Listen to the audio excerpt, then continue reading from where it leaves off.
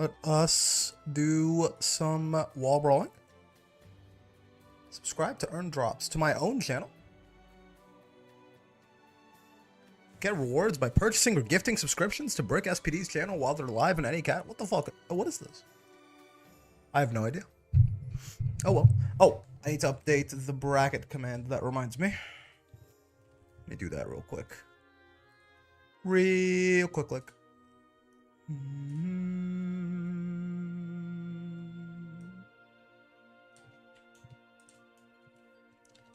Okay. Okay.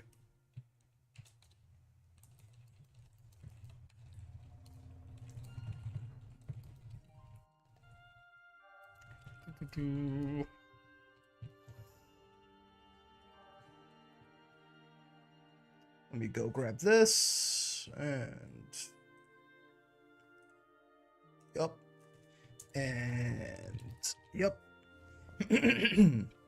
I got a little guy in my throat. Those foreign pathogens, man, they go kind of crazy.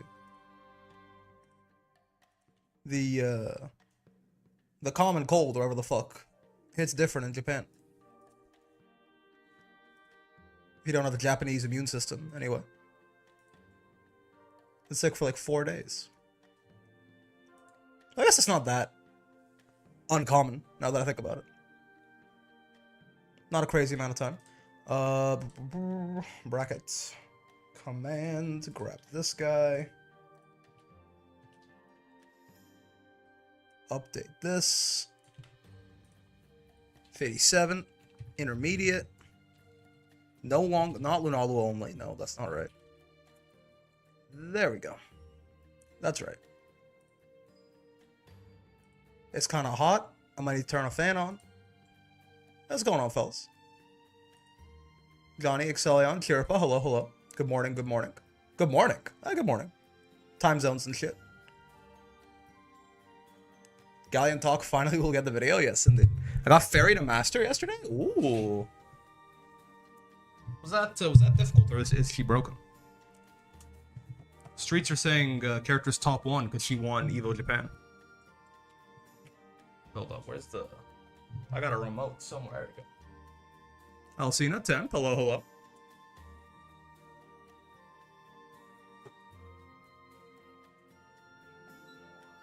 There you go. Little fan action. Waiting for the fairy buffs now. That is the rules, right? Who won? Wait, who won Evo Japan last year? For it was rookies, right? On Seahawks? Seahawks did not get buffed. But Belial did win Evo and then get buffed, so it's we're 50-50. Fairy is either getting buffed or losing 2000 HP. It's up to you. You have to go send a letter to your congressman. Failed to hit masters again, so here I am. It's tough, man. It's not easy. Well, let me send that message in the Discord. No shame in it. Bonk. I have it copy pasted here. Yeah. At bonk, we're gonna get started in 1 minute. That sounds about right. Probably about the time that I'm done typing this out. Grab this link, get this guy, put him over here. It is Mira, who's already here, but I'll add them anyway. And Nerdel, who hopefully I can find in here. There you go. Go on stream first. Password Brawl. Grand Final. Best of 3. Yeah. Okay. Good to know. What's going on, Abyss? Hello. I haven't played in weeks, so I'll be lucky if I get even 1 win. We'll see. Believe in the me that believes in you, or something like that. Welcome back. Break up a trip point. Well, it did, yeah. Japan's a weird place, man. It's interesting. It's an interesting country for sure. I'll talk about it a little bit yesterday, but I may just repeat a lot of the same talking points just because I don't know. I think I do want to preface this by saying that I think I'm just not like a huge kind of like travel / sightseeing / shopping guy, right? Yeah, I liked it. It was fun. Mostly, I'll say I had a good time because I was just hanging out with my friends for 2 weeks, which is always enjoyable. But the country is certainly interesting. I'll tell you one thing. I mean, as far as me saying that I'm not super big on like shopping and shit like that, it really is one of, I think it is the most consumerist country that I've ever been in. Which cities did you visit? We were in Tokyo for a few days, and we went to Osaka for a few days, and we went to Kyoto for a few days, and we went to Yugawara? I forget. We went to some smaller town because there was a fancy hotel that was in there. So we stayed there for a couple of days, and then back to Tokyo for a couple of days. So, welcome back, Brick. Thanks, Tom. So we definitely mostly went to like big cities and stuff like that, but you see any of the parks, they're crazy nice. Okay, so my friends went to Nara, which is the place where you can feed, like, it's just like an entire fucking like city that is just run by deer. You can like feed the deer and shit like that. I did not go because I had norovirus. So I did not. I wanted to just kind of chill. But apparently that was really fun. I will say in general, that is a good point. It's like even within like the cities and the roads and stuff like that, there is just a lot more. Oh, damn! You tried to jump over it and still got smacked. Even just like in the cities and in the sprawl and stuff like that, there is just a lot more greenery in Tokyo than there is in like Toronto, for example. So that's nice. You know, it definitely is a little nicer to just walk around. A little bit more green, a little bit less concrete jungle. I feel like I've degenerated into being an annoying character main. I just started SF6 and I'm playing DJ, and in Grand Blue I'm playing 2B. Yes, I know. Wait, weren't you the person who despised 2B? I mean, there was a lot of them, but weren't you one of the people who was like, if I ever see a 2B, I'm committing a hate crime?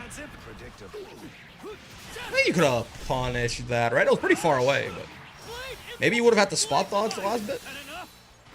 What's going on, Suki? Oh, 5U. Nope, yeah, not gonna quite work out. Very good odds that this person is incredibly smart and attractive. Brick, if you played City of the Wolves, would your name be Brick SPG? In many ways. That voice line certainly is something. City of the Wolves, I mean, look, it looks fun. Me personally, I'm not so sure that I'm not so sure it's grabbed me. I'm not so sure that I'm super excited to play a ton of City of the Wolves. I'm super happy that it is also pushing. You know, if we're gonna have Saudi money in there doing all sorts of weird shit and putting rapists in the game, then at the very least, I am glad that it is pushing the envelope for fighting game prize pools even more. You know, $2.5 million prize pool, whatever the fuck it was, like $1.5 million for first place. Capcom Cup, like Street Fighter 6, definitely like starting the like gigantic jump there, and then the fact that more people are following suit, and hopefully it becomes more normalized, and people put more money into these things just to like, you know, keep their competitive circuits relevant. Because, you know, pro players, they put a lot of fucking work into getting good at this shit, so it's nice that they can actually potentially, you know, it's still not exactly like everyone's gonna be able to make a living, but like if you're giga cracked, then the fact that there's actually a chance of you making a good amount of money is definitely nice. Losing gallons, by the way, true. I did watch the Galleon trailer in my hotel in in Japan. I am a 2B hater, however what Khan said is correct. I think I missed what Khan said. The Galleon trailer was dope. We're gonna probably watch it at the end of the bracket here today. We'll watch it, we'll talk about it. Just because I'll be a little late, but oh well. I enjoyed it though. This must be what it's like trying to chat in Kai Sinat's chat. What did I do? What did I say, man? What did I do? You eyed up when did your eyes lit up when they said you're the throw character? Yeah, I did. Yeah, I was not expecting a grappler DLC, and I was not expecting Galleon to be the grappler, and I was not expecting her to put to forcefully put your head in between her thighs. I mean, you know, I might have to start putting up shrines of Fukuhara in my room for real. You see the Chinese Vasraga cooking, everyone? Poorly this time on chats, we weren't seeing them. True. I prefer she'd be a set play character, but having her command throws is not something I saw coming. I thought she would just be like a zoning set play type character too. I mean, obviously for my own biases. Oh my god, he gets away with that. For my own biases, I'm very happy to have her be a grappler, certainly. Uno's entire body is smaller than one of Galleon's size. Yeah, he's gonna get that move should be an insta kill on anyone who's Yordle sized. My question is, what the heck is Wilden's gonna do if Galleon's the grappler? Big Soras. Set play grappler seems fun. Yeah. Yordle? Yeah, he's a Yordle. Uno, Charlotta, and Cagliostro's a little bigger, but like these people are all Yordle sized. Big Slayer is my guess. Oh boy. Fire breathing universe. Guaranteed counter hit. Yo, Brick couldn't pop in yesterday for the SF6 stream. Welcome back. Thanks, Raz. Good to be back. Definitely. I mean, of all, it was nice, but honestly, good to be back in like my country for sure. And also, you, God, yeah, that's punishable now. Yeah. Oh, no conversion though. Yeah, they made that shit -6 on block, right? Was that season 2 or is that season 1.5? They made it punishable on spot dogs in 1.5, right? I think it was only recently that. No, it must have been. It must have been 1 point. I don't think Lance got nerfed in season 2. So many characters got no changes, and I don't think Lance is one of the ones who got anything touched on him. In a way, I'm glad Galleon is not a zoner. When people talking about the zoner patch and all of this right now, I guess I am happy they're not introducing another one, just because I think the complaining, especially if Galleon was good, I think the complaining would be more than I could bear. But did we do a Gamba? No, we did not actually. I feel like we've hit our zoner quota. No Gamba? I did forget. It's true. We'll do a Gamba on the next one. I would say like, oh, it's been 2 weeks, that's why I forgot, but like we all know that I was forgetting that shit even when we were doing it week to week. This is a silly guy. Richard, that was 1.5. Lance basically got all his nerfs in that patch? Yeah. To be fair, people really hate good grapplers. I mean, I can't imagine if Galleon is based around the command throw. I'll be curious to see how brave they are with her design, but we'll see. How we doing, chat? What's going on, Tom? I think he prepared himself. Oh, alright. They got a little custom with it. I got a little worried, I'm not gonna lie. They did go. Oh, I haven't been updating the overlay either. They got a little custom with the combo, but it worked out.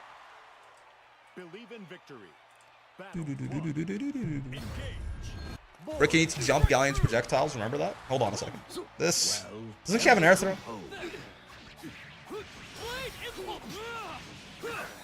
Doesn't seem right. She has an anti-air throw. Yeah. Command grabs. Okay, I see. Yes, and the or back. Honestly, you probably want to backdash them. More accurate. They hate it when either archetype is good. I mean, yeah. It's, and again, I think justifiably so. We've talked about it to death at this point, right? The very jagged archetypes do tend to frustrate people more than, despite everyone's incredible willingness to voice their distaste for quote-unquote just another Shota. It is usually the case that, once the hype dies down and once we're actually playing the video game, people tend to get way more pissed off by a character like Fairy than they do a character like Belial. Even if there's a huge strength, even, back when there was a huge strength disparity between the two. I hate it when any archetype is good, nerf everyone to the ground and delete the game. So true, Buzz. Get this shit out of my face. I don't blame them that this gets really annoying after a while. Yeah, I would agree. Smother them breasts for anti-air, crushed by thighs for her air to ground throw. Now we're talking. Listen, they really. Oh, huh? What just happened? Okay, so they did Uno's little dashing follow-up out of the spiral spear into a parry, I guess. What is happening? They hit Lance on the backside, and then just charged through him. Okay, sure, why not? Sounds good. Hashtag unnerf Belial. He did nothing wrong. In many ways. In some ways, you could say that is true. In some other ways, you could say that you need to be killed. That H spin, by the way, punishable on block. I'm pretty sure. I think that Uno H spin is like -8 or something like that. They made her for me. They didn't want me to do my Ladiva to Master run. I do wonder if how grappler she's going to grappler, right? Because I have to imagine, I don't know if she's like a full grappler or is like, like on a scale of like, Beatrix to Ladiva. Like character with a command grab versus character who is like entirely built around the command grab, right? I wonder where Galleon falls.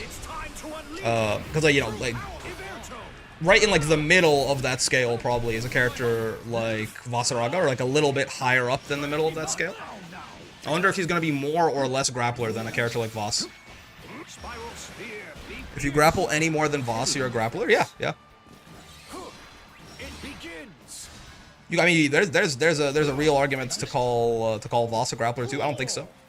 I think he, you know, at worst, you can call him a half grappler.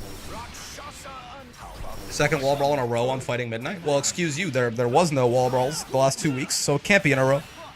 I assume she just has some grabs, not a full-blown grappler, kind of like Avatar Belial. We'll have to see. We'll have to see. Doesn't have a command grab. She has many command grabs. Yeah, her having an anti-air command grab is the kind of thing that certainly puts her more on that Vasaraga and beyond point of the scale, right? Good stuff. Mira defeating broken-ass Uno. Probably 50-50. Having an air to ground and dedicated anti-air is really something it's something they only really give grapplers. Yep. Hi, Mr. Brick. What's going on, Fade? How you doing? All right. Who? What are we doing now? Is anything? Alcina and Koish Amy. Koish Amy, perhaps. Let's get both of those fellas in there. Alcina and Koish. There you go. Password Brawl. You have to be this tall to ride ass. Excuse me? Galleon players can't cry about an arm flip. The fact she has a literal I'm about to nuke your ass in 50 frames with her meteor is funny. I gotta rewatch because I did not I did not examine the trailer frame by frame because I was too busy looking like the Sasuke barking on the ground image. Gonna be there in 2 seconds or 10 minutes, so true. You get one more hyper rare interaction of Lydia being able to tech an aerial command grab. True. Because right now it's Charlotta, and that's it. She's Madara, bro. What will you do about the second one, Anoki? Exactly. I'm probably going to say that shit a lot when I'm playing her. She comes out on the 28th, right? We have one more weekend to get Anila to master before shit goes south. Too big for rain, look at us. Indeed. Yeah, 28th. The stream is on the 27th Japan time? Oh, wait. You guys wanted to throw all your money away. Hold on. Just a week away. Wow, just a week away. Galleon, just a week away. Wow. Galleon, just a week away. I can't believe it. Galleon, just a week away. No, this is Alcina and Koish Amy. Just a week away. Galleon, just a week away. I assume you're doing her to Masters after Anila? Oh yeah, bud. Hey, Brick, if Galleon were a full grappler, would you main her, like, fully? I don't know. Ladiva is one of the more fun characters. No, actually, let me scratch that real quick. Ladiva is the most fun character I've ever played in a fighting game. So they'd have to really cook with Galleon. I think it'd be tough. I think it'd be a hard sell. Brick doesn't have a main because he doesn't play the game. You know, in many ways. I suppose that's true. Look at me right now. I'm just watching Granblue. Secondary? Almost certain. Imagine Ladiva, but a literal rock. Galleon could be a secondary? Yeah, that sounds fun. But Galleon is definitely a character I think I'm going to play for fun. Like, I would imagine, just from seeing what's going on. Probably I'm going to play her, like, even off-stream after I get her to master kind of thing. And then Willness will come and swoop that spot from her? I'm very curious, man. Now that Galleon, because I thought Willness was going to be my guy, like, as far as this DLC pass is concerned. But now that Galleon is, like, at least a half grappler, and then Willness is also presumably going to be some kind of big body. They really might have, they might have made it just for me. Ow. Are you dead? No. Woo! Could you have been? I feel like maybe you punishable. Oh, not like that, though. Wait, that far L is 6 frames, is it not? The brick patch? For real. You may have others wrapped around you. Is that Matera's far L is broken, right? It's 6 frames? I forgot. I just realized I forgot to update this shit. What is this first aid kit looking at, Spiro? The far L is not 6 frames? It's 8 frames. Okay, okay, so listen. I know it's already really good when it's 8 frames, like it's already broken. In my head, I was like, Matera's far L is like the best button in the fucking game. So I thought it was also 6 frames. I guess that's very fair, though. Hey, leave me alone. Why the hell is this happening to me?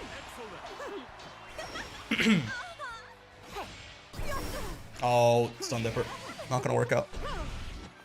You have to 2L to punch it? I see, I see. I hope they give Willis a command grab unironically. I mean, I have to imagine he's going to at least be on the Beatrix side of the scale there, right? Just a character with a command grab. Just thanks for teaching me volleyball looking ass Vera. Hold on. I don't think I get that right. Is that a Haikyuu reference? Why, if it is, why is it, why would they look like that? Okay, sure. Hit DP.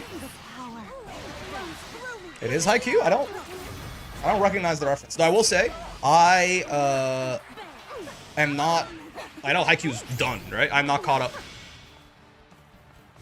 Nekoma? Yeah, okay. Yeah. The cats, red, white, and black? Yeah. Did you say ta-da when she puts up the butterfly? Would you ever play Grand Blue with your plastic on the line? I see.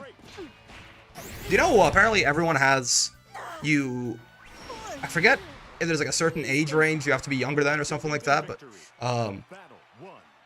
if you collected all of the microplastics in your brain into a single thing, you'll be like the size of a nickel. Do you know this? Everyone has like a nickel's worth of microplastics in their brain. What's plastic? It's Vera's favorite food. It's kind of fucked up. I don't like the idea of that. Talking about legitimate plastic? That's right. Oh, you're like super dead. Right, yeah. Spitara Lady hits kind of hard. Doesn't even need super, probably, but... yeah, a good idea to do it. Talking about legitimate plastic. My bad decisions is the microplastics addled section of my brain. That's right. That's right. A lot of us have it in our sperm. Is that how we pass it on to the kids?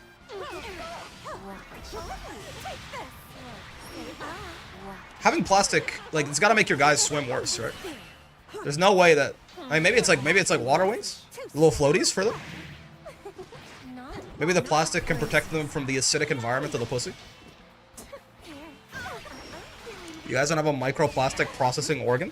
That'd be a crazy thing. If we manage to survive for another, like, 3 million years, this is the kind of thing that might evolve. My EU goat is playing? Oh, God. Just barely caught the roll horizontally there with that, oh, close age. Okay, I was gonna say, that was a little spooky. That was a little spooky, because, like, that was install Vera, no brave points, Matera. Like, there was a world where one touch there and you die. But they bet it all on the DP. It actually worked out. Nice. No fear, Shakespeare. Is this why I love gunplay? The nickel-sized bit of microplastics in your brain? Yeah. That sounds right to me.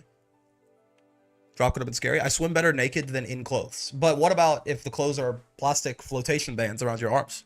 Yay, money. Oh, wow. Yeah. People believed in Alcina. There's your money. Zan and Veluxify. No capes.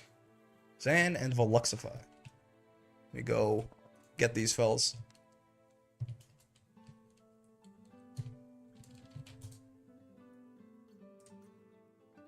I swim better in Redacted. Better to come in the sink, etc., etc. I would have entered this, didn't know about it. It's okay. Good news is it happens every single week, so you can always just come back next Wednesday. I just woke up an hour ago, so don't expect too much. Listen, man. Hey, Brick, how's it hanging? What's going on, Spartan? I'm doing pretty well. I've been EP. I'll tell you what. So, okay, it's weird, right? Does anyone understand how the fuck this works? When I got to Japan, I did not feel jet lagged at all. It's a 13-hour time difference from Eastern time. I think they're 13 hours ahead, right? But when I got there, I did not feel like I immediately, you know, the next day I felt totally normal. But now that I'm back, I definitely feel sleepy all the time. And I'm not sure if that's jet lag or if that's like a skill issue or what. Takeshi, thanks for the follow, man. But I think I developed insomnia when I came home from a 2-week trip to Germany. I don't know if it's jet lag. I'll tell you my guess. Midnight tore my cock off and threw it at me as I bled out. So it sounds like him. Sounds like something he would do. My guess is it's not jet lag. My guess is that it is actually extroversion withdrawal symptoms, because I am incredibly extroverted, believe it or not, and I was around a bunch of my friends for 2 weeks, and now I am at home, in my room. And I think that has like genuinely like I've my energy has like imploded upon itself. Today. Almost drifted off into my post-tea time nap there. It's rollback because you're a gamer. Delay-based jet lag, maybe. Adam. That's a solid hypothesis. Yep. If you're gearing up for nap time, I think I was just help you drift off. So fight now, snooze later. I'm just fighting the consequences of no longer like socializing 24/7. You consider keeping your friends in your basement. That'd be dope. Watch your neck. Especially like against their will. I think that'd be like that'd be like a really funny bit. This is Lux 5 V2. Hold on. What happened? What happened to the first one? The smartest thing you've said in your life, probably. That's yeah. It's a low bar, but be talking directly to you right now. What did she say? I was not paying attention to the girl failure. Good punish? No, bad punish. Ass, bad, terrible punish. Oh no. Not full cinematic, at least. There's no shot, man. Whoa, that was the far L recovered in time, really. I guess they didn't immediately hit SSBA on the gap. That's why we should hang out and game, Brick. Yeah, that's, you know. Something like if you're feeling sleepy, she can help you take a nap right now. Oh my god. I'm gonna take a nap right after this, man. In my eyes, Beatrix is a girl success. See, I feel like, why can't we just call it a success, you know? That builds a lot of meter, it's nice. Why do we have to specify that it is a girl success? It makes it seem like a girl success is somehow a deviation from the norm. And that most girls are failures. Or something. Stop! Make it stop, man. Make it stop! And the good news is that really is not, like, that's like basically getting hit by a DP that costs 100 meter, right? Like the non-full cinematic SBA there, that does like as much damage as a UDP, and it doesn't take a Brave point away, and it costs twice as much meter, and the Oki after it's worse. So like in the grand scheme of things, Zan is not, unless it's gonna kill him, he's not really too upset that that's happening, but this is not gonna work. Woo! Okay. I thought they were gonna get hit by the fireball before the SSBA came out, but Beatrix fireball is pretty slow. So it worked out. Why does she have to be a failure? You know, it doesn't have to be. She's not part of the Living Failures Bloodborne Old Hunters DLC boss. True. Nope. She doesn't look anything like her. Bust a wool, indeed. Beatrix is not okay. This matchup's supposed to be a little, apparently a little fucky for Beatrix, right? This goes, Anila is pretty good at dealing with Thunderbird and Riding Free. I'm still not so sure that I believe this is like Anila advantaged or anything like that, but I can see how she has some decent tools to keep Beatrix a little bit more honest than normal. Oh, that actually comboed. What the hell? You could have killed them off that. I did not expect JL to be able to link it to anything. Honestly, Brick kind of built like Horalu. Japan did something different in it. Well, I actually think it's one of those things, right? In theory, I think I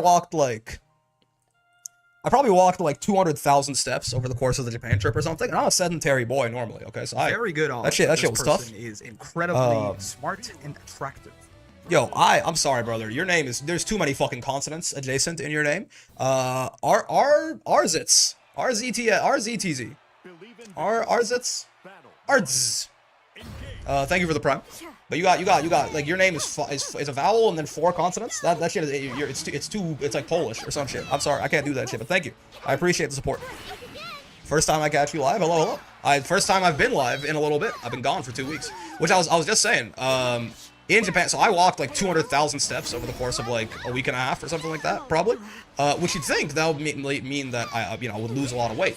But I am the exact same weight that I was when I left, because one of the, in my opinion, the best thing about Japan, bar none, is like just like cheap, shitty food is like so cheap and so good. You know what I mean?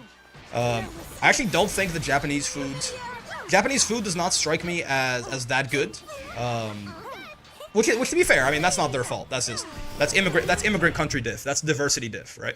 A lot of my friends were disappointed in Japanese cuisine because it wasn't as good as they thought it was gonna be, and I was like the only person who was like, there's no part of me that ever expected like any part of Japanese food to be better than food I could just get in Toronto, right? Like even the Japanese food itself maybe is better in Japan than it is in Toronto, right? But even if you want to give it that, there's still like 19 other cuisines you can find in like a big immigrant city that you're not gonna find in like Tokyo, right?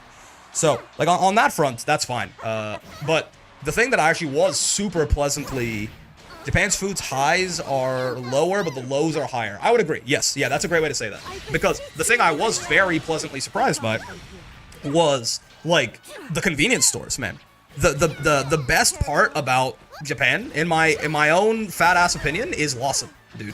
Lawson? That's the, like, besides my friends being there, like, the best part about Japan is Lawson, bar none.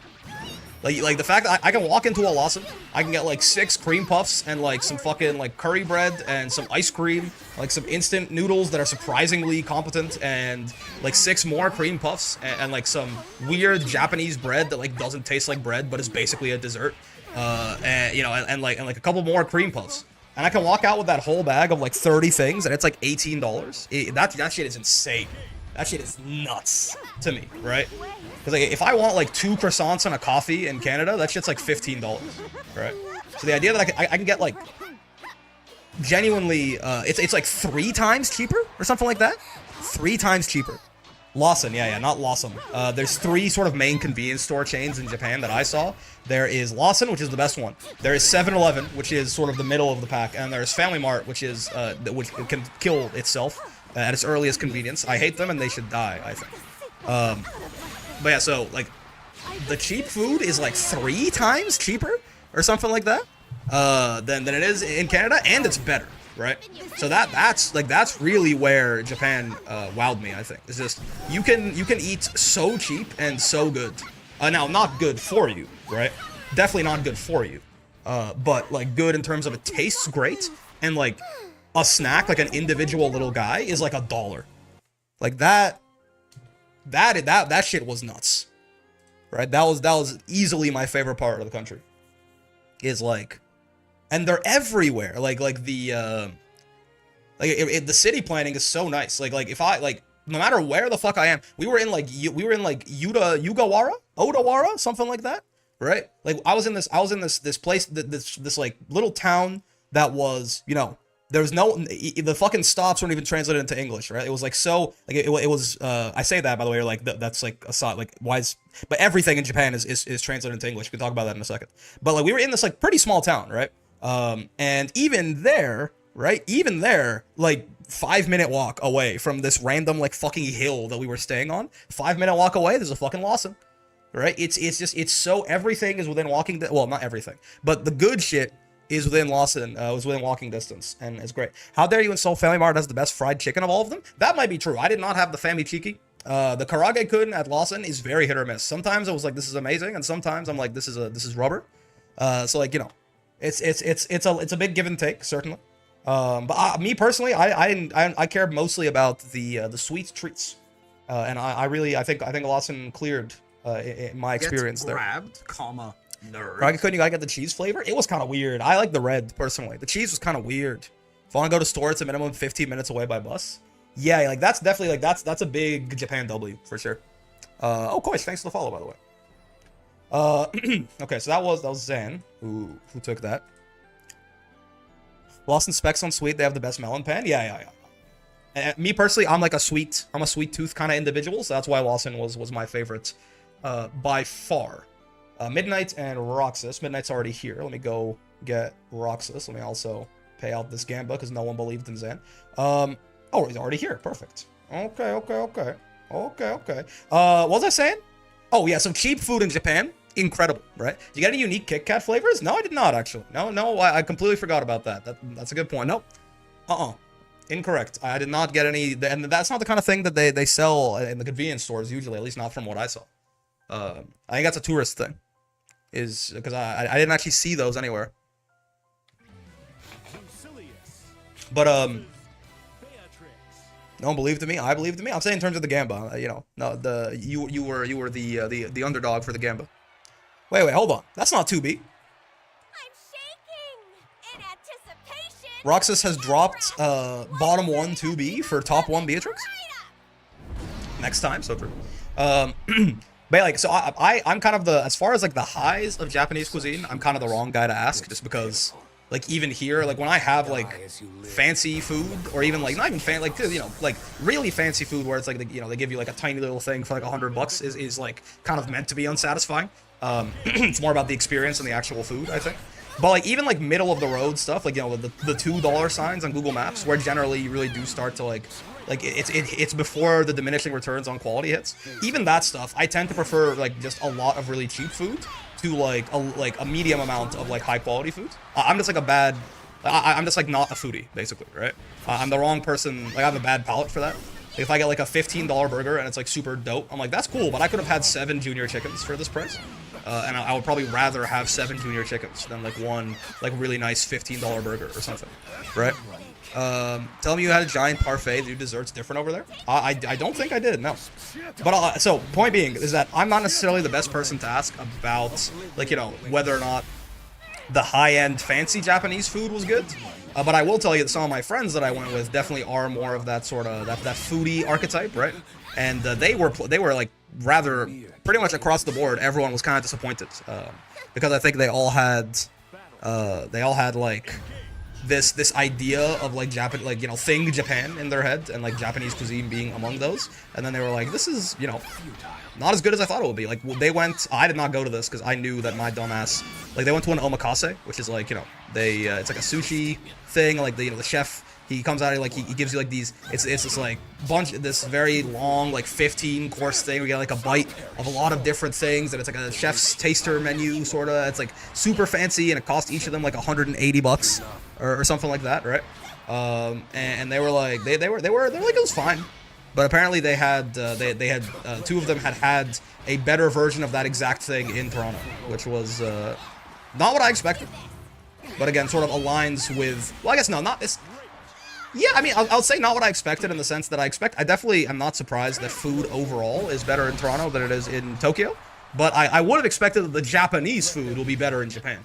And that seems to be contentious. Like even like outside of really expensive stuff, even like middle of the road ramen and stuff like that, it seemed to be that the main thing was the price was usually better, but the actual food quality not necessarily, which I consider to be very interesting. Japanese food is just really consistent when it comes to more savory food. That's true. I don't think I had any like garbage, horrible, terrible food. Though I will say, I have to play B here too, just because we're all memeing. So true. I will say, as far as like, I was gonna say I've never had any like garbage shit Japanese food. One, I don't think I've had any garbage shit like food in North America either. But one of the big events that happened over the course of the trip was one of my friends. No, I guess one of my friends. Yeah, one of my friends got norovirus because they went to some ramen place.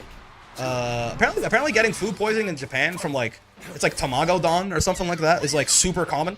There's like there's one particular dish that like everyone eats and they all get sick, which seems kind of fucking weird because like, why would you, couldn't you just like stop doing that? Like, couldn't they stop fucking up that one thing or whatever? But they went to like this like place inside of a subway station, and they had like some like ramen adjacent dish, and they just like, they got food poisoning. They got norovirus, and I took care of them for a day, and then I discovered that food poisoning can be contagious if it's norovirus. Anyway, can you please stop uncontrollably vomiting? Yeah, so I got norovirus. That was pretty tough. Though I will say, I kind of tanked the fuck out of it. I am pretty proud of myself. It is, you know, the one thing that I usually have is I'm very stupid. I'm not as strong, like, you know, my intelligence, low. My wisdom, low. I like to think, maybe my charisma's okay. My dexterity, garbage. I'm not as strong as I used to be either. Strength, you know, at best +0, right? Like just complete average, right? But I do pride myself on some high constitution, right? I think I got a good con stat, you know? And I did kind of tank the shit out of the norovirus. Sir Brick, why is the option to sub with Prime not available? That seems like a skill issue, brother. Because someone just subscribed with Prime like 20 minutes ago or something. Your pants whacked? That's right. I do pride myself on a relatively high constitution. I did kind of tank the norovirus within like 8 hours. It was pretty fun. Like, I vomited like twice and I shit like a whole bunch, and then I was kind of fine. I did have a fever and chills for like another day after or something. I gotta know about your reaction after learning Galleon as a grappler. I was very confused, but like pleasantly surprised. But I like, no part of me. I saw she had a command grab in the trailer, and I was like, oh, it's cool. If you got like Axel, you know, he's got like a zoner with like a full screen reactable command grab, maybe. But And then they're like, she's a throw-based character, and I just about shit my pants in my hotel room because I was still recovering from the norovirus. Twitch mobile, maybe. Wait, you don't like the smile? Whack. Experience anti-racism? Okay, so this is the funny part, right? All of my friends say that they did, and I believe them, right? Which I assume means that I did too. Because I definitely, like, of everyone, I was definitely acting the most gaijin. You know what I mean? Like, I definitely had the least respect for, like, cultural norms. You know, I was, like, sitting on the floor in a lot of places, and I was, like, eating and walking, and I was wearing shorts, and I was, well, you know, I was, like, being loud on the train and shit like that. So, like, I was definitely, and I was, like, I wasn't, like, I was, you know, so I assume that I must have, because I must have, gotten the same kind of disapproving stares, and my ass just didn't notice. Because all 5 of my friends that I went with all mentioned that they felt unwelcome, and they experienced a lot of, like, weird looks, and, like, you know, one girl was, like, she, like, walked past this, like, couple, and she got kind of close to them, and she was walking by because it was crowded, and the lady, like, clutched her purse as she, like, walked past her. So, like, I'm sure that it happened to me, too. I think my dumb asses didn't notice. Rick is your favorite TikToker visiting Japan. Yeah, that's me. I was definitely. I played the Gaijin card many times. Yo, Brett, thank you for the raid. How's it going, man? Hope you had a good stream. My constitution is +3, strength +0, wisdom +2, int +1, dex +4. My dex is like -3. I'm like the least graceful motherfucker that I know. I be knocking shit over. I be like tripping over my own feet. Graceful is one. I'm whatever the antonym to that is, you know. Grab Lady was not what I was expecting, but I'm definitely interested in trying her out. I'm very excited for Galleon being a grappler, yeah. But yeah, I think it's just because I'm sort of like somewhat used to just like I tend to get a lot of like weird looks even in Canada because I don't know, man. Very good. I be doing my own thing. Is incredibly yeah, fuck mobile. There you go. There's your problem. Midnight just has a button that inputs SBA in like his mouth or some shit, so he can fucking twitch and catch you flinching with it. Yeah, he's really good at reaction SBAing. Especially if you like off projectiles or stuff like that. Lucy's got a good one for it, but he's very consistent with it, certainly. Thanks for the sub though, Tubby. Much appreciated, brother. Clumsy would be a good anthem for graceful. That's fair. I think I'm clumsy for sure. I think I will definitely count as clumsy. Ooh, I mean we were just talking about it. What's going on, Brett? What is this emote? This like Zeta peak. That's so cute. Oh my god. She got the big dumbass eyes. Take my free money, you sexy fuck. Thank you very much. I appreciate you giving me $5 of Jeff Bezos' money. Not even your own. He's got more than enough, that motherfucker. I will gladly take your donation. I appreciate it. Damn that boys love management. The nerf really had Lucilius mains optimizing 5U. Oh, you know, speaking of boys love, it's not really the same thing, but it's adjacent. I'm very surprised by the sheer amount of like Otome and like BL stuff in Japan. I guess like I shouldn't be. I guess I'm just surprised that.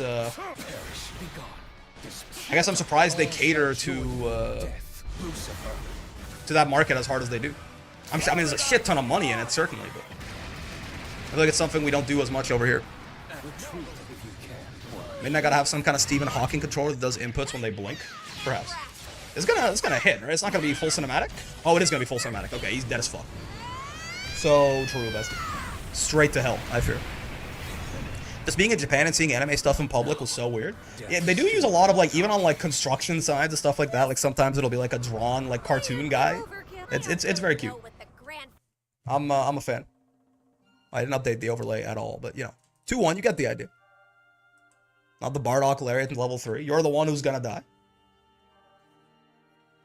I feel like the at least so far into Grand Blue's life, I feel like I'm not actually sure, man. I feel like I see Belial SBA a lot. You know, Japan sounds like the land of stories. That's an interesting way to say it. They have big anime titty buses? No, but I mean Akihabara is pedo roads, if that makes you feel any better. Okay, I thought maybe that's unfair. It's unfair to Akihabara to call it pedo road, but there's definitely a lot of things. I was definitely a little. I did not. It was a little strange. It was a little strange. Okay, it's a little strange. It's a little strange. I'm quite confident in my speed. You know, I'm quite confident in my speed. You know. I'm quite confident in my pedo road. Okay, yeah, maybe it's a little. Okay, maybe it's a little unfair. Okay, maybe it's a little. Maybe I gotta walk it back on pedo road, but. Any 8-foot tall futas? Nope. No Bryce Dallas Howard. No nothing, man. Garbage ass country. Glad to be back. Beatrix 22H with clock into SSBA is the equivalent to that? Yeah. You think a barrier will work? But I feel like if there's, I don't know what the equivalent of you're the one who's gonna die. I feel like in my own personal head, it's Belial SBA is you're the one who's gonna die to me. Even though he's not necessarily that common, but I think it was just that for a long time, Belial just didn't spend his meter on anything besides his fucking SBA or like the 214U guard crush, right? So like even though like he of a lot of the top tiers, he spent his meter on super the most commonly because his U skills were the least important to his kit. And he didn't need to like Raging Strike, Raging Chain that much, but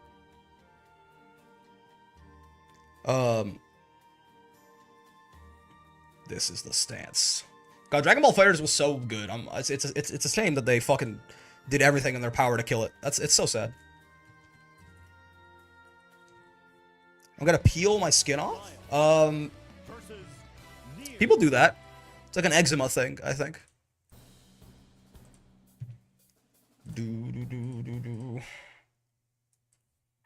Muffin or Abyss. There we go. Not too deep though, yeah. You don't want to take off the jacket, because then everyone will see the skeleton jockey that you really are. You're hollow and alone. I'm a regular love goon. Trust me. Come closer. If you're so desperate for intimacy, then I can be your guilty pleasure. Belial, that's like a 16-year-old man. Believe in victory. I don't know, man. You can't escalate for that shit. Fighters had a long, good competitive life. I do not subscribe to the idea they killed it prematurely. How's that? I mean, I don't think it's more so that they killed it prematurely. I think it's more so that a lot of the things that were a lot of the way they handled things towards the back half of that game's life, I think, could have been done a little better. I've only watched like 3 DBFZ streams, but for some reason this is the stance that's ingrained itself into my brain. It's because it's the best IP in the world. It immediately leaves an impact. Oh, yeah, you can't spot dodge that. I mean, you can, but I think it's super tight. I think there is, you can spot dodge that, but I think it's you gotta kind of delay it a lot. Foreplay's over. Foreplay is over. This is the stance. Not the S-goof. I mean, be sure to visit your grave. It's really tight. Yeah. Better to just, unless you're gonna die to chip, better to just block it most of the time. You'll still get the big counter hit punish. It's still like -20 or whatever. The main damage to DBFZ was in the end delay 19 frames. Well, yeah, and I would argue that, you know, when I say like things weren't handled too good to the end of that game's lifespan, like the sheer amount of time it took them to implement the rollback and also how poor the communication was on that implementation, I think that certainly counts as something that, you know, they straight up did do better in other games. Like Arxis did better for other games. That was just a little funky. Yeah, you're not supposed to spot dodge Vera's install super. Even if you do get the punish, you're more plus if you block it than if you spot dodge it. I'll make sure to visit your grave, Goku during level 1 for some reason. I'll be sure to visit your grave. Is that what he says? That's, I always heard that in my head as, I'm sure this will go great. Does he say I'll be sure to visit your grave? I always heard it as, like, you're talking about the teleporting Kamehameha, right? I thought he said, I'm sure this will go great. That's what he says? I'll be sure to visit your grave? Goku, chill. Who says I'll be sure to visit your grave? That's insane. That's nuts. They just announced rollback way too early. It takes a long time to change a game from delay to rollback. Well, yeah, sure. There's also just the complete radio silence on it for a long time, too. Oh, my Goku, man. I mean, that's...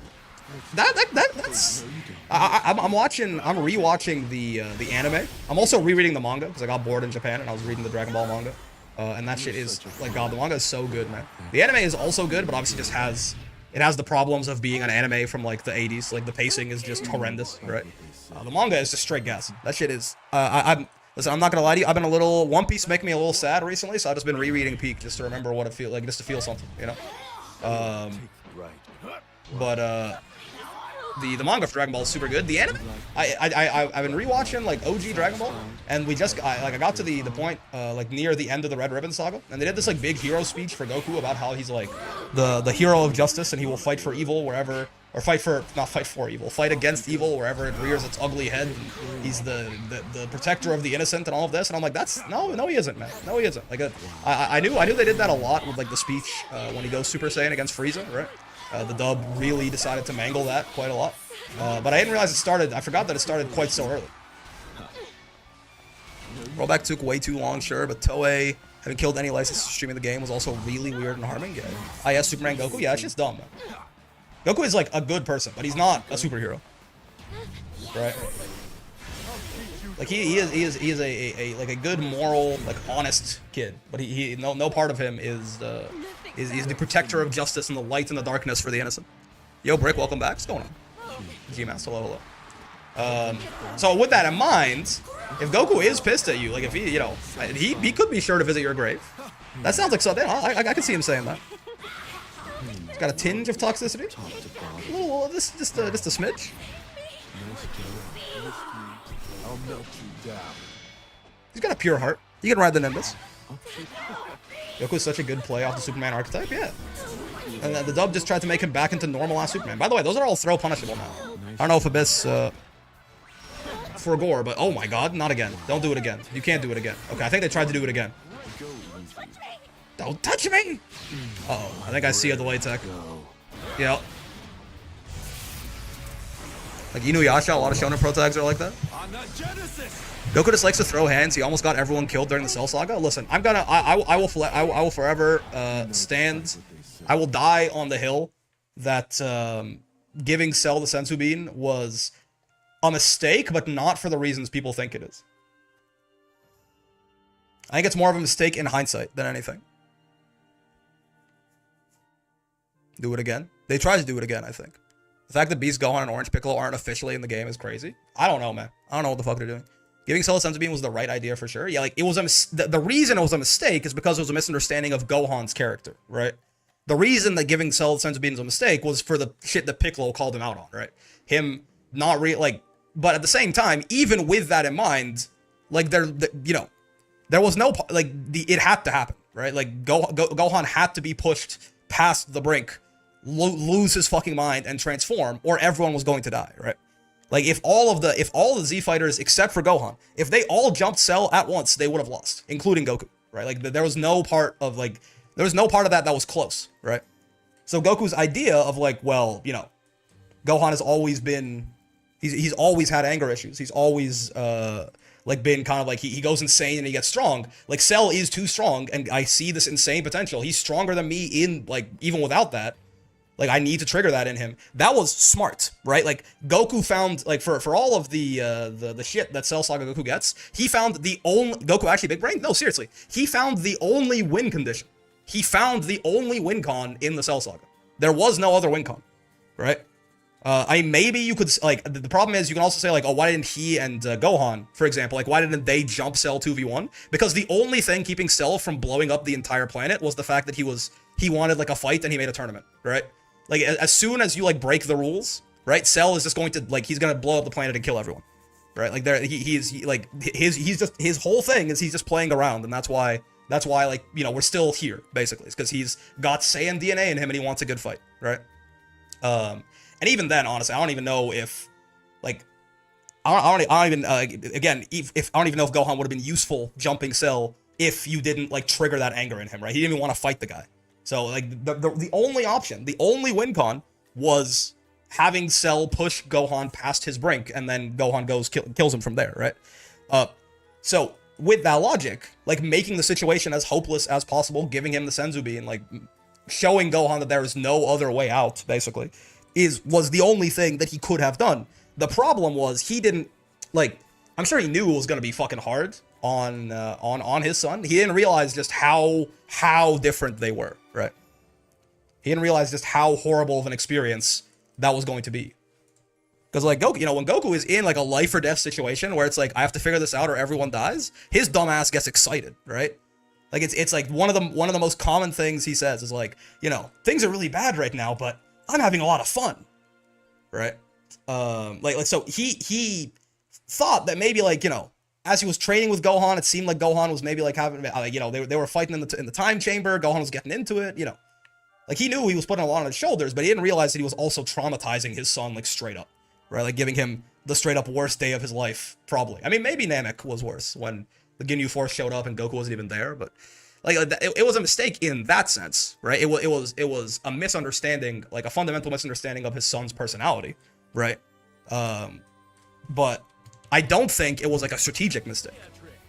Namek had to have been worse, yeah, probably Namek, because he was also younger, right? And it was also the first time it happened. Like, he didn't have, like, the second time that everyone you know dies in front of you, right? It's a little.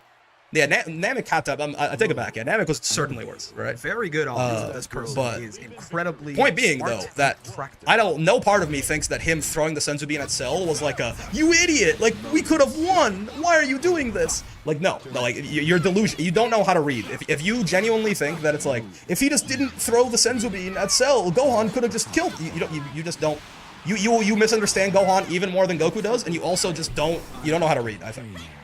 And it's become such of like, it's like the super common take now, and it pisses me off to no end.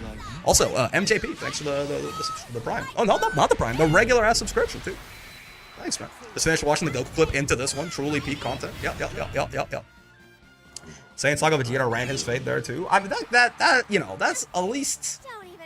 Yeah, Gohan really, I mean, you wonder why, and this is the other thing too, like, motherfuckers be like, I'm so mad that Gohan isn't a fighter anymore, and, you know, that he was, like, for a long time there, he was just, like, a guy, and he stopped training and stuff like that, and I'm like, if you had Gohan's life, would you want to fight? Like, if you had the upbringing that Gohan did, and, like, fights had the impact on your life that they did for him, like, would your ass not want just some fucking peace and quiet at a certain point, right? Like, Gohan's life is a repeating reel of everyone he loves dying in front of him and him being powerless to stop it, and then him also getting his neck broken by the same people who just killed, like, all of his friends and, like, family. And then everyone, you know, and everyone's like, why, man, what a pussy. I miss Super Saiyan 2 Gohan was peak Gohan. It's like, no. Super Saiyan 2 Gohan was Gohan's, like, entire life shattering in front of his eyes, and his mind breaking to the point that he just, like, he completely loses his shit in a way that actually lasts, right? Because every other time that he loses his shit, it's for, like, a couple of seconds, right? The Super Saiyan 2 was, like, him, like, fully just completely mentally shattering for, like, 10 straight minutes, right? So, like, that is, like, the worst mental state that he's ever been in, and everyone's like, bro, I miss that goal. Like, fuck you, man. Fuck you. Like, you just have, no, like, nah, man. Motherfuckers just be not reading and then having very strong opinions on shit. Don't fuck with Dragon Ball fans, man. They don't read the manga or watch the anime. Hey, Brick, how's your vacation? Pretty good. I got food poisoning. Well, I didn't eat anything that gave me food poisoning, but that shit's contagious. One of my friends got food poisoning. I took care of them, and then I got food poisoning. But I tanked that shit, so it's easy. Some of your clips randomly appeared in my YouTube time stream, and the yapping was great. I picked the game up with the new sale. Yo, welcome to Grand Blue, man. DLC character coming in like a week too, so you picked a good time to join. Hopefully, with a big balance patch too. We're not sure, but we're certainly due for one. So you might have picked a very good time to pick up the game. You tanked it. That's good. Yo, Miyato, what's going on? I did tank it. Yeah, I only puked like twice or something like that. Okay, I'll tell you, I did misplay though. I did misplay, right? It's mostly just the fans watching their kids never rewatched as an adult, just totally understandable. Yeah. Like if your like media literacy was that of like a 5-year-old when you watched or something, because you were a 5-year-old, then like totally fair. But like, there's shit. Dragon Ball is not. I'm not gonna sit here and tell you that Dragon Ball is like this super deep, complex story. Though I will say, I think there is a lot of shit that I would not consider deper complex. Like the story screams it at you, and yet people miss it anyway, and then call the story too simple, as they like fundamentally misunderstand it. So yeah, so it certainly, I think it does benefit from a reread, not a rewatch. I think you have to like you have to love it as much as I do. Like you just have to be like an insane like Dragon Ball like lover enjoyer to rewatch the anime. The anime is rough, man. It's so long, right? And it's so poorly paced. Like a reread of the manga, that shit would go crazy. I think even as an adult, I think a lot of people would find a newfound appreciation for that shit. Food poisoning tends to be some germ, therefore it'll spread at some point. That is totally fair. My dumbass never thought about it that way. So like when I got food poisoning from someone else, I felt very cheated. Dragon Ball would be so funny if it was coming out now. Certain moments would be memed to death. Yeah. My DBFZ fans watched it as kids, so we missed a lot of stuff. Yeah. But what was I saying earlier? Oh yeah. I misplayed really badly with norovirus, right? What if I want to pick up the manga? How would you recommend reading it? I mean, there are lots of... The Viz translation is a little weird, I'm not gonna lie to you, but or like the Shonen Jump like app. Like the translation is a little strange at some points. But like, you know, it's all there. If you want to read Dragon Ball and Dragon Ball Z, which it's weird that they separate them into 2 manga because I don't believe that used to be the case, right? Like I'm pretty sure it's like originally in like the original run, it was like Dragon Ball, like, you know, Piccolo, the fight with Piccolo ends, right? Goku like flies off on the Nimbus with Chi-Chi, goes, see you later, guys. And then next week a chapter came out and it was like 5 years later, and then Raditz shows up, right? Like to my understanding, they're not. Maybe I'm wrong, but they're not 2 different series. But now colloquially they are so known as 2 different series, like Dragon Ball and Dragon Ball Z, that they have been like even the manga has been split up on like the Shonen Jump app. But that's a pretty good way to read it. You know, Dragon Ball, Dragon Ball Z, Dragon Ball Super, it's all there. You can just read it back to back to back to back. And like the subscription is like $4 a month or something for all of the Shonen Jump shit. So like, if you're looking for like a legal way to do so, I would recommend that. Otherwise, I'm sure you can find there's like a billion different places you can pirate the Dragon Ball manga. I have to imagine. Nice job. I think it's the same as Naruto and Shippuden being separate anime over here. I guess so. I watched it as a kid, so I put a lot of thought into it. But you explaining how making Gohan go through such adversity really makes me give the story more respect. Yeah, again, you know, I think Dragon Ball. I think Dragon Ball is unfortunately. I think it is. Like to call Dragon Ball underrated, I think is a little disingenuous, just because like it's like the most popular shonen anime maybe ever. So that, like I'm not talking about underrated in terms of popularity. I'm talking more so underrated in terms of like it is a better story than a lot of people give it credit for. I think. There's actually a lot of nice stuff in there. Is there like some weird shit and like some stuff that Toriyama like clearly also just made up on the spot, like some inconsistent, some plot holes maybe every now and then? I think they exist. I think there's not nearly as much of them as people say, right? But they do exist certainly. But I honestly, can I be real with you? Can I be real with you? Depth, yeah, there's more depth than people give it credit for. I like again, it's not you know, it's not the fucking like it's not the Odyssey, but there's more depth than people give it credit for. I'll tell you, I love Dragon Ball Z Abridged, and Dragon Ball Z Abridged, I think, has a, like, you really gotta, like, Team 4-Star has, like, a serious hand in Dragon Ball remaining as popular as it did when there was no new Dragon Ball, right? When, like, before Super came out and stuff like that. I think they have a serious hand in that. However, I think they have also, unfortunately, not their fault, because of like, you know, like basically idiots who watched it. It was popular enough that I think they have had irreparable damage to the perception of the show, right? It's because a lot of people I think that like TFS Goku is like the canon Goku, and shit like you know what I mean? Like the amount of people who think that like Dragon Ball Bridge definitely brainwashed some Dragon Ball fans. Yep. Like the amount of people who think that like you know. Like, a lot of the representations of the Team 4-Star characters, like, they think that those are, like, the actual characters. It really, like, Goku is definitely the one who got, like, you know, for the sake of comedy, they character assassinated him in TFS, right? It was funny. But then I was like, wait, everyone's taking this shit seriously. People think this is actually Goku. And that shit is certainly, it's unfortunate, to say the least. They've ruined the perception of Goku so bad for a lot of the fandom, especially with the bad dad BS. Yep. Right, like the idea that like if Goku is a bad dad, it's because he spends a lot of time fucking dead, right? You're good. Don't tease me. I mean, Goku's probably a better dad than he is. You know, is that true? I guess he's a better dad than he is a husband. But he's a pretty good husband too. He's just like a little silly guy sometimes, right? I'm coming. Oopsie date. And here's the finish. Ow. Don't fuck with DBZ fans. They haven't watched the show for real, man. Shit pisses me off. TSPMO.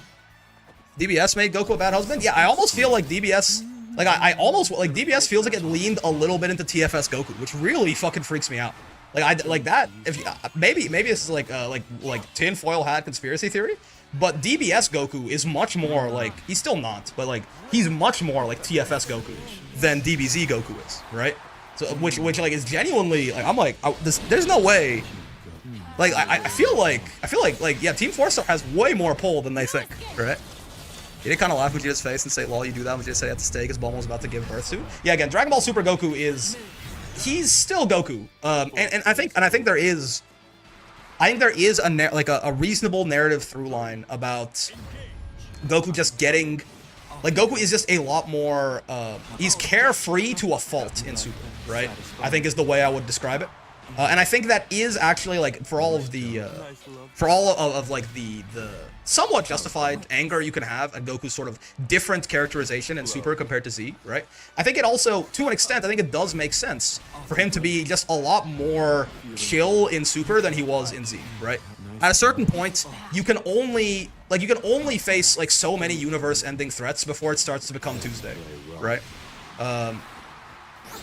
And like he's older, he's more experienced, right? Like he's seen so much shit.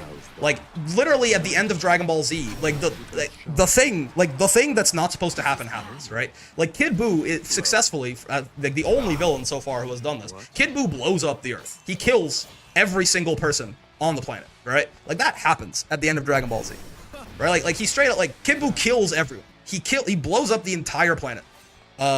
And then you know they just and it was fine after. Like I feel like in a way, like genuinely, Goku being so like incredibly carefree and so just like to the point that he like forgets the fucking Mafuba jar when they are fighting Zamasu and stuff like that. It's a character flaw, right? It becomes a character flaw, and like a lot of Super becomes about him, like you know, not dropping his guard as often, taking shit more seriously, right? And also eventually like taking that.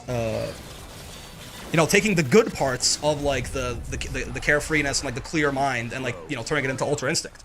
But I think it's an understandable character flaw for him to develop, right?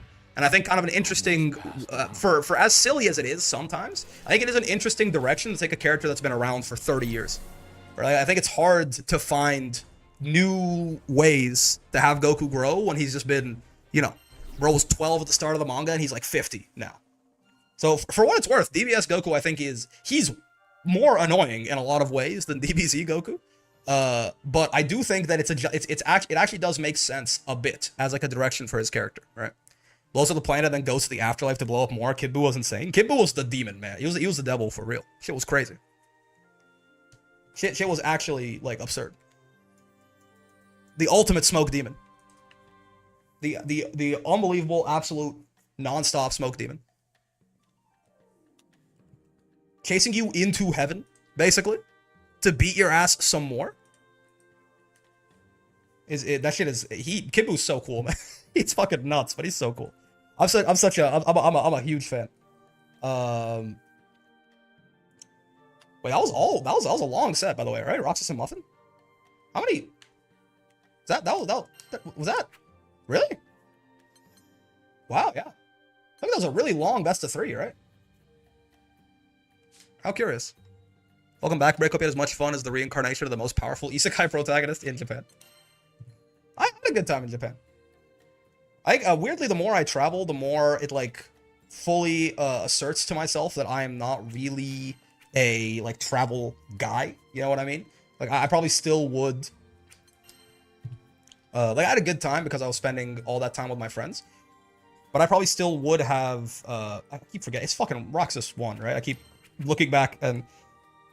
Yes, it's like okay. I had a good time because I spent like 2 weeks with my buddies, but like I probably would have rathered we just like rented a cottage out for 2 weeks and just like live together for 2 weeks instead, basically. But a lot of them are more experience driven, like people, so that's fine. But I had a good time in Japan. A lot more personality wise. This whole character in DBS has surpassed Kakarot. It's a whole step back from what should have been, in my opinion, character development type shit. Talking about Vegeta in Super, because yeah, I mean it is.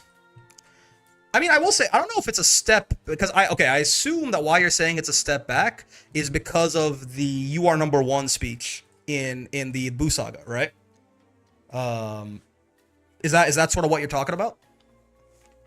Like the idea that it's like, by the end of the Buu Saga, like Vegeta is supposed to have gotten over his like clinical obsession with strength and Goku and become like more of a regular guy.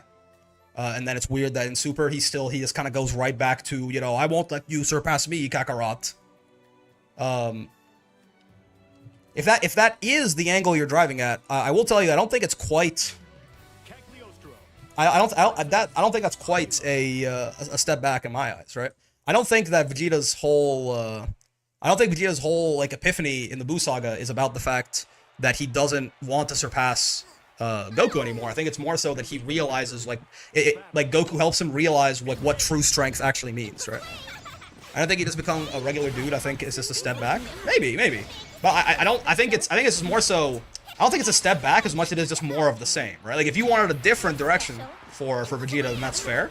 But I think it's not a step back as much as it is just like walking down the same road, right? Because I don't think he ever decides like, you know what? Actually, I don't care about being stronger than Goku. Well, I don't care about being stronger, right? I think it's more so that Goku becomes like a more healthy role model for him for like what self-improvement looks like and what true strength looks like. But he still is like, well, I still just want to, I'm still trying to be jacked as fuck, right? And Goku still is his like goalpost for that. It's just like in a healthier way now, I think. I think it's fine because in Super he takes his own path instead of chasing his back. It takes a while to get there though, right? Like we're talking the end of the anime and like into the manga, right? Certainly until the Tournament of Power, Vegeta is still chasing Goku's back. I can respect that I grew up when GT was out and I loved how he was in GT, so I guess it's kind of the Vegeta I see after the Buu Saga. That's fair. Yeah, and that is definitely a totally different Vegeta, right? I'm not sure if I hate Kag Far H or wish I had Kag Far H. Yeah, but I mean, Porque no los dos, for sure. So early changes Vegeta is that his want for power is still there, but less unhealthy. Yep. And he realizes that, like, like self-improvement for its own sake and just challenging yourself and trying to push your limits is like that is the thing that makes Kakarot special. That was the reason, Vegeta having like self-improvement as self-improvement as like a means to an end, right? Self-improvement as a means to like justify his pride, self-improvement as a means to cover up his insecurities, right? Self-improvement as a means to like never be subservient to anyone ever again, right? Though like that was an unhealthy relationship with self-improvement, whereas Goku wants to improve himself for the sheer purpose of improving himself, right? And the fact that his relationship with the concept of self-improvement was like inherently like just much healthier than Vegeta means that he also just did it way better than Vegeta ever did, right? And I think that's kind of the realization that Vegeta has with like the "You are number one" speech. But it's not. It makes. I think it's still. You could take Vegeta in many directions from there, certainly, and GT picks a different road, and I think it makes sense, right? But I think it's certainly still. It also makes sense for him to still just be like, well, okay, now that I get it, right? I still just do want to continue getting incredibly strong, and I want to be stronger and stronger and stronger. It's just that it's less so that like my entire image and self-worth is tied up in whether or not I can beat Goku in a fight, kind of thing. Self-improvement is okay as long as it's for its own sake and not for conflict. Be Ryu, not Akuma. Exactly, right? Like Goku is Ryu and Vegeta is Akuma, kind of thing. You have to deal with the reminder of Goku Black. The reminder that Goku Black thought of Goku as the reminder of strength. That's what the gods thought was strength. That would have sucked to deal with. But see, I think actually that's a really good. I just now had this thought, but like the way that he eventually he's a little taken aback at first, certainly, when Goku Black calls him like an appetizer, and he certainly like it hits his pride, right? But I think it's a nice sign of character growth, like something that I could never see like Dragon Ball Z Vegeta doing, for example, is like when he like in that temporary bit where he's like beating Goku Black's ass, right? And he gives him that whole speech about like, do you know where you've miscalculated? And he talks about how Goku's like experiences and things like that and his own perspective and all of that, like that is what that is where the strength in that body comes from, and Goku Black just not being that guy is never going to be able to fully access that, right? Like him like genuinely like talking up Goku and like Goku's approach to like building the strength in his body and shit like that is something that I could never see Dragon Ball Z Vegeta doing, right? At best, it will be some kind of like Goku is a Saiyan and Saiyans are cool, but it was a much more like sincere, like personal upplay of Goku that Vegeta gives Goku Black right there. That is, I think, a good sign of his character development in and of itself, right? Akuma's top 1 and Ryu's just some high tier? That's true, actually. Maybe Akuma is the way to go. What is Kag 668 on block? Is it punishable? Is it center far enough that I can't really mash when I block it? Kag 668 I think is -6. I think, right? I think Kag 668 is -6, but the traps will often make it safe. But I know a lot of characters can get a far L punish on. Is it -8? He dipped back into it a little while watching Goku fight hit. Yeah, which again, I think it's realistic that he doesn't, it's not just gonna permanently go away, right? But I think he tends to eventually, he tends to process these things much better than he used to, right? Cagliostro. Like every now and then he is just still like, what the fuck? How is he doing this? And it certainly happens in the Tournament of Power again, right? Like I think, well, What am I looking at? I'm looking for 66H. Like, what happens in the Boo arc is... Oh, -8. It's -8. Who would have thought? I thought it was -6. It's -8. But yeah, usually you should do it out of traps, and then it'll be safe. Spike minigame kicked my ass. That's true. He learned Blue Evolve, which was ass, and they saw UI, and they gave him another understanding. Yeah, I think what happens in the Boo Saga, it basically... So because they needed more Dragon Ball, right? Like, you very much could have that in the Boo Saga be, like, the end of that arc for Vegeta. But I mean, they need more Dragon Ball because they got to sell more toys, which is, you know, fair enough. That's fine by me as long as I get more Dragon Ball. And I still think Super is like pretty good Dragon Ball. So like what they did instead is they had that kind of moment in the Boo Saga be Vegeta opening his eyes to this truth, but he still has to process and like fully accept it over the course of at least the whole Super anime, right? By the time the Tournament of Power ends, I think Vegeta is like actually in like that much better place, right? Where's my wall? Oh, it's here. And then that's why, like, in the manga, he goes through his own shit. Like, Vegeta's character growth becomes much more about, like, facing the person that he used to be in the past, and much less about Goku. As shit moves on, right? Like, once we exit the Tournament of Power and we start talking about Superhero, and we start talking about the Granola arc and the Moral arc and then the Granola arc and stuff like that. I love how Cagliostro's name in the English-speaking gaming world is pronounced with the G when it's actually silent. Is it Cagliostro? Cagliostro is like a, it's like a Greek alchemist or something like that. This is a real life like myth kind of person, right? Like a King Arthur type thing, like Cagliostro's library or something like that, isn't it? So like I guess whatever language that originally like originates for Italian. Okay. I'll say yeah, that makes a lot of sense then. Yeah, Cagliostro being like the G being silent there. I think that sounds Italian to me. Sounds nice in Italian. Okay, Midnight is here. Let me go ping Abyss. The base announcer calls her Cagliostro. So true.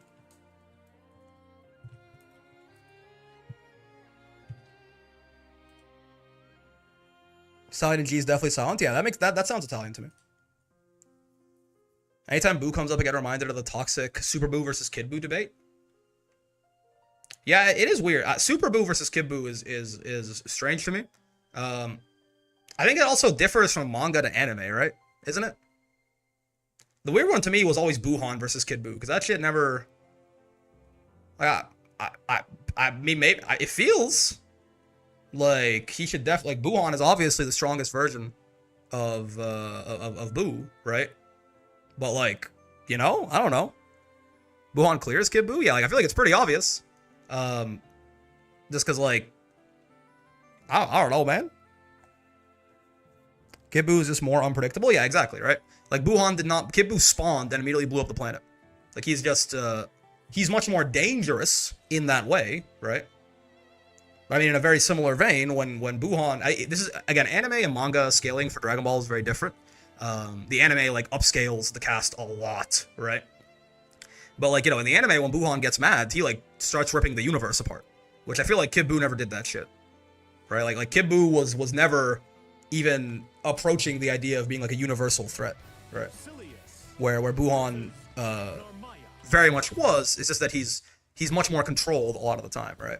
Yeah, Goku, like, yeah, they didn't even want to, like, Super Saiyan 3 Goku was not even considering, like, Super Saiyan 3 Goku was more so fighting, like, Super Boo. Because Ultimate Gohan is, like, beating the shit out of Super Boo, right? And Ultimate Gohan's a little bit stronger than Super Saiyan 3 Goku.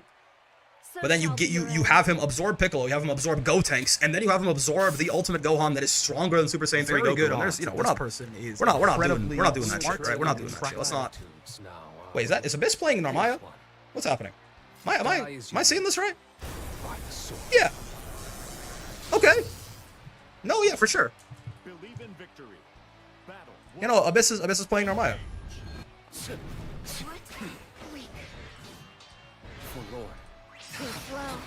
Glad you're back, Rick. Yo, Pone, thanks for the year. Sorry I didn't get this in before your trip. Happy 1 year. Sorry, no apologies, man. Thank you for a year of support. God damn. I still gotta get those sub badges for you and Suki. Glad you're back. Me too, man. I like streaming. I mean, it's funny that like we almost immediately we're back to a wall brawl, which I got lots of shit to yap about. So we're just like you know, it's the classic wall brawl where I just don't look at anything that's happening. Nerds. Rick been streaming for a year, 13 months now, I think. Right? Suki got the year a little bit earlier. How's the video queue looking? Did you get through a good chunk of the backlog? Yeah. The backlog is not nearly as big as it once was. There still is a backlog, but like you'll probably, well, I mean, if you remember the streams from before the trip, like we're already starting to dip into that for Grand Blue and for Street Fighter. Oblivion. Best part is it's a wall brawl. I have a lot to yap about. Yeah, here we are discussing Dragon Ball for the last hour. That's a different thing, right? Always, at any point in my life, I can talk about Dragon Ball for days on end, right? So if the topic ever gets, like, it is my favorite media property. And I have so much different, like, so many different points of, like, interaction with it. I can talk about that shit for years. So it'll overshadow the Japan trip. Dragon Ball discussions are always fun. I agree. Their army goes stronger every flip. Yeah, I can't believe Abyss dropped near for Narmaya. I was talking about norovirus, man. I got norovirus in Japan, and I misplayed, okay? So here's the thing, right? I tanked that shit. The unavoidable chip is crazy, yeah. Was that a checkmate? I think so. They have a deep... Sometimes you can, like, DP through shit like that, and then, like, if it whiffs, they just, like, sit there and kill you anyway, but at least gives them a chance to fuck up their punish, right? AO Brick, who wins between Z Broly and Super Broly? I don't know the movie scaling that well, right? But Z Broly's, like, the movies are, they scale even above the anime. But I have to, like, there's so many different layers of, like, power clipping in Super that I have to imagine Super Broly, like, uses them as toilet paper, right? Like, I know that, like, Z Broly versus, like, Fusion Reborn Gogeta is more of a conversation, right?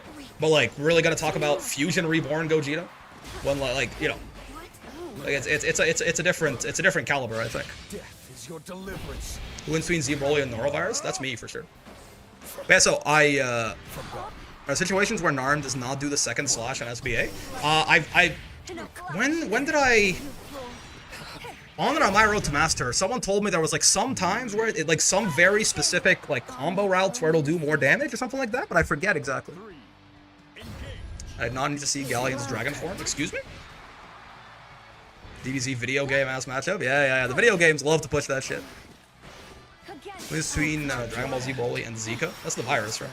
But yeah, so I got norovirus. I puked. Like, okay, so at first, I think I played it really smart, right? Cause you know, like, when you get, like, when you need to vomit. Like, my friends had food poisoning, or one of my friends, she had food poisoning, right? And I didn't really think it was contagious, but then, like, you know, they started looking it up and they're like, oh, this might be contagious. And I was like, but I'm probably fine, right? I'm probably fine. And then, like, I started feeling, like, a little nauseous, and you know how it is. Like, at least for me, like, whenever I get any kind of nausea or something, I'm like, it's like not a real thing. Like, it's gonna pass. You, like, cope super hard, right? It's like, I'm just like, you know, I just like swallowed some water weird or something like that. I need to, like, poop is all. I just need to poop. It's not like a big deal. And, like, slowly over the course of, like, 30 minutes, it starts getting, like, harder and harder to ignore. And, like, you were laying down and you, like, sit up because, like, that makes you feel bad. And you're like, I just got, like, a stomach ache. Actually, it's like a normal thing. It's like, that's nothing. I just got, like, a stomach ache. And you know, eventually, like, you get to that point where, like, your body starts, like, creating a lot of saliva and, like, coating the inside of your mouth and like your throat. It starts, like, coating it with saliva, and you're like, okay, yeah, I'm gonna throw up in the next 30 seconds. Yeah, there very quickly it hits a threshold where, like, you just can't cope it at all, right? I'm like, oh, okay, like, I'm immediately like, oh, okay, like I'm gonna throw up right now, and then you run to the nearest toilet, right? So I had that experience, and that was kind of lame. But I threw up once, and then I was like, you know, I'm gonna sit on. There were two bathrooms in the Airbnb that we were in, and one of them was needed for because at this point another one of my friends had also gotten infected and they had norovirus, right? So the two of them were, like, puking and shitting in the one toilet, and I was like, I'm just gonna colonize the other toilet, and I'm just gonna sit here for, like, 6 hours, and I just, like, lived on that toilet for 6 hours. I didn't puke again. I just, like, pooped a whole lot, and, you know, it was like there was, like, a heated toilet seat and shit like that because the Japanese toilets go crazy. And it was a good time, right? And then I come out of that the next day. Basically, I felt pretty good. Like, the nausea was basically gone. I didn't really feel like vomiting at all. You know, I had a little bit of diarrhea, but it wasn't that bad, right? I was like, I did it. I tanked it. I got there in 8 hours. I'm the world's greatest. I'm the strongest man in the entire world, right? But then I was like, you know what does suck is I had a fever, right? Norovirus. Worst comes to worst, puke in the sink, better than to puke on the ground. Yeah, exactly. Unk check twice. Yep, I saw the double raging strike right there. Oh, nice 2H on the flip. Holy shit, he's goated. So here's the thing, right? Twice I misplayed by flying too close to the sun, right? So I was like, I feel great. Like, the nausea's gone pretty much. Like, I felt really, really good. However, I also, norovirus comes with a fever sometimes and some chills, and that was still kind of getting me. Like, I was cold and hot at the same time. I had like some aches and pains in my body. It just wasn't a good time, right? So I'm like, what I'm gonna do here? But it was like okay, it was annoying, right? Like, it wasn't like a debilitating level. It was just kind of like, you know, my like joints hurt and I don't like that. So what I was like, I'm gonna go to the bathroom. I'm gonna take an incredibly hot bath as like a triumph to celebrate my triumph over norovirus, and it's gonna be amazing. I'm golden god, right? So I go in there, I draw the bath, it's hot as fuck. I get in there and I'm like, if someone had held their ear up to the door while I was in there, they would have thought that I was freaking my shit in the bathtub, right? They would have thought that I was jerking it, which I was not doing, but I was. Also, yeah, they brought the near back out. They would have thought I was freaking my shit in the bathtub, because I was just alone, like to myself, I was like, oh fuck. Oh god, that feels good. Like, cause it felt so good, right? I was so cold and the bath was so hot, and like I was like floating in the bath. I was like, it was a big bathtub too. Like, I was like fully like floating down the fucking river, you know. And I was having a wonderful time, right? However, this is where the misplay happens. Like, as soon as I get out of the bath, right? As soon as I get out of the bath, right? The temperature contrast. The bathroom is pretty cold. The bath, I made the bath incredibly hot. It was like a 55, 60 degrees Celsius bath, something like that, right? So that temperature contrast, that shit fucks me for the next 16 hours. Like, I get out of the bathtub and immediately it feels like my skeleton cracks in half as the chills return with a vengeance, right? Cold, hot, cold always doesn't end well. Yep. Except this was like there was a breeze in the bathroom and the bath was like scalding, right? So it was like genuinely like quite cold, scalding, quite cold. So then the nausea is gone, but I am fully like in like debilitating fever chills mode. Like I'm laying on the ground in my little futon with like socks on my feet and socks on my hands because I don't have gloves. I'm like wearing socks on my hands just like under the blankets, and I stay there for the next 16 hours. And then, you know, by and large, by the end of that day, I'm kind of chilling, right? I feel pretty good. I feel pretty good. Like I sweated out the fever, you know. I warmed myself up.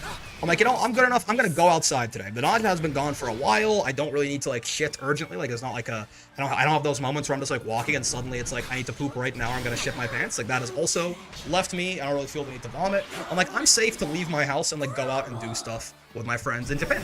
And this was for the most part true. I felt a little weak. You know, I felt a little drained. I felt a little drained, certainly.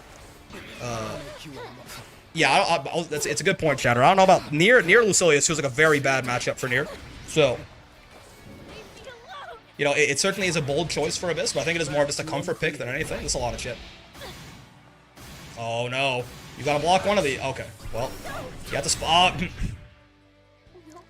Yeah. Your plan bears. We ever saw this Nier? At least Nier was the best character I've seen in a fighting game. Why am I being quoted? Why am I being quoted? We did never see that Nier. That's true. We never saw that Nier. Well, okay. So yeah, I go outside, right? And I start. I'm moseying around. I'm doing my thing. I'm having fun in Japan.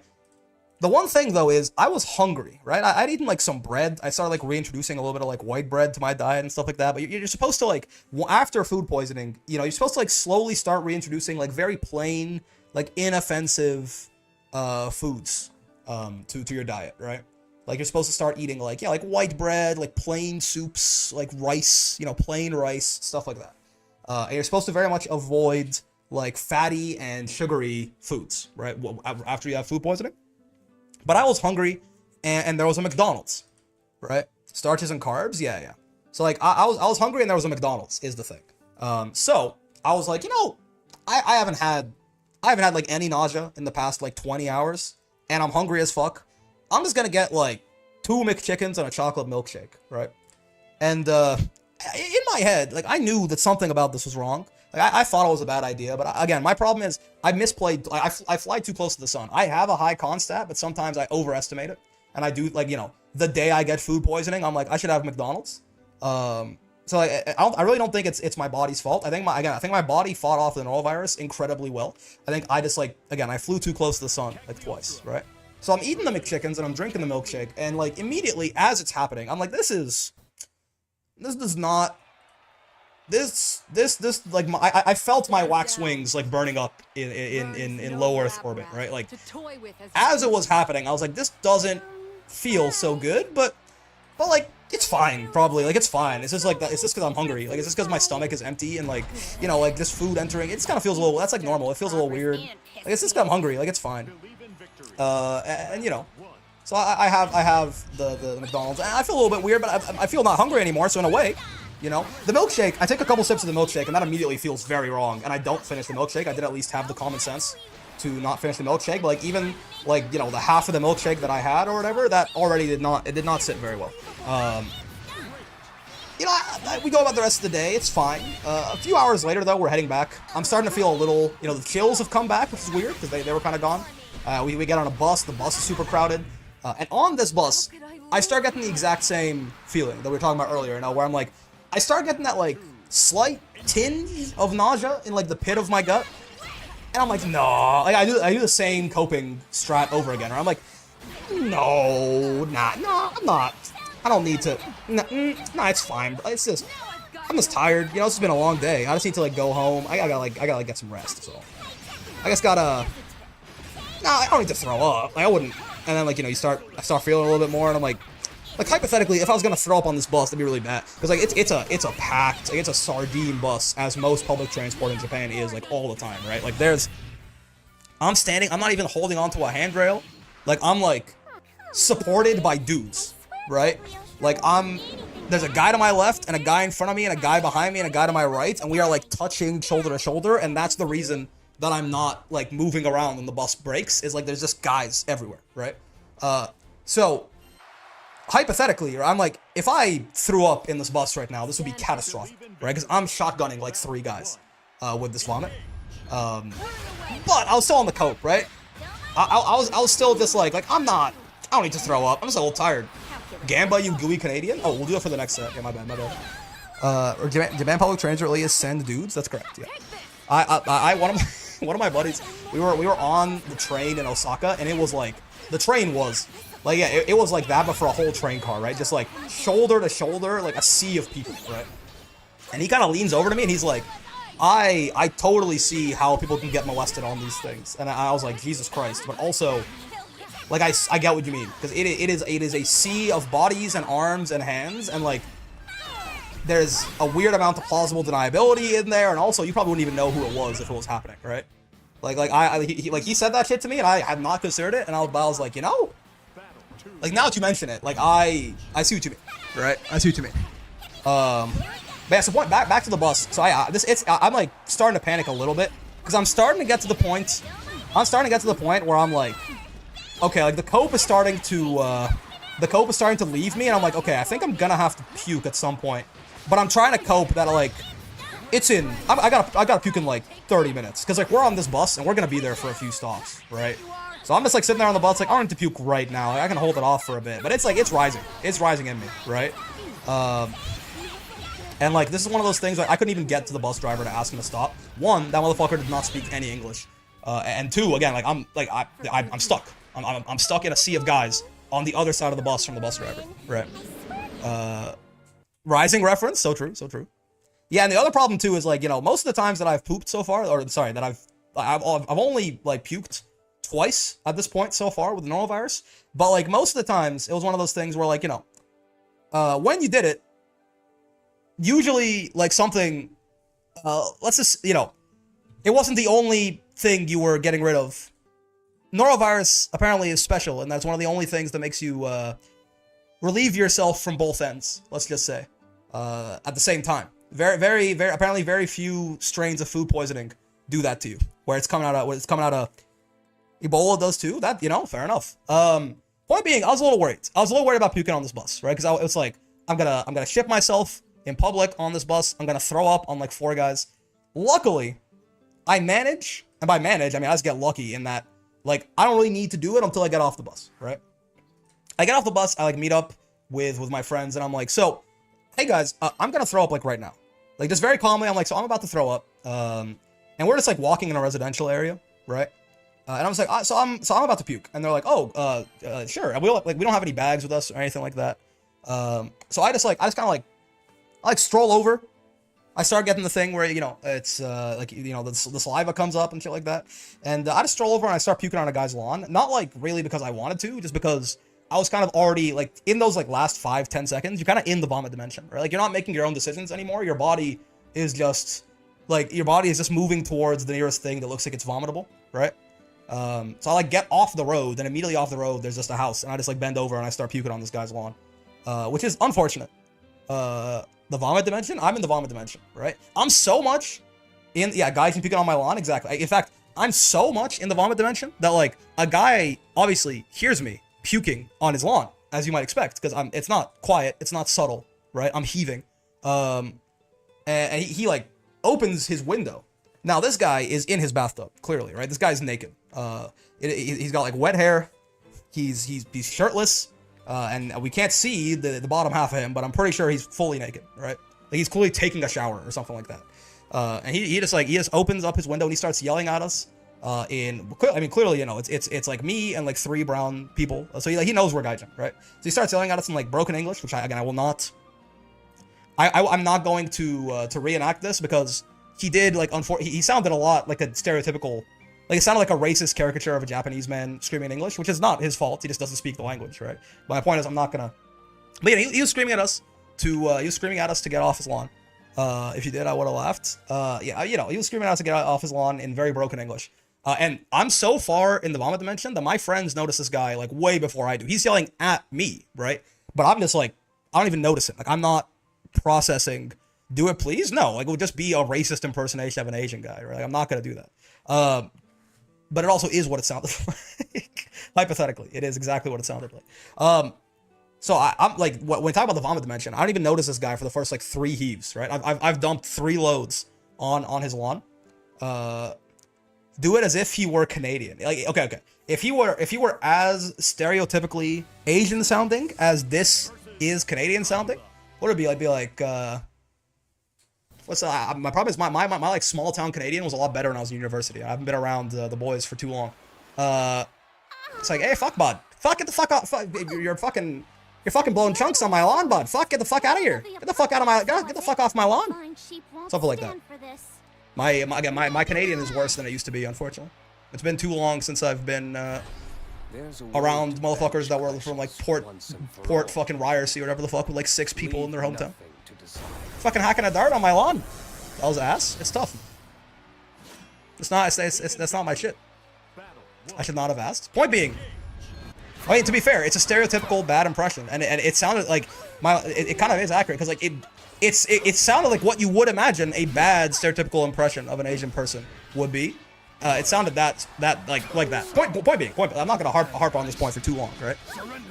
But however, I get like 75% of the way of the puke through the puke there, and then I notice him and I kind of look up and I go, oh yeah, and I kind of like stumble over like 10 steps over to like an alley, and then I just puke in the alley and finish it off.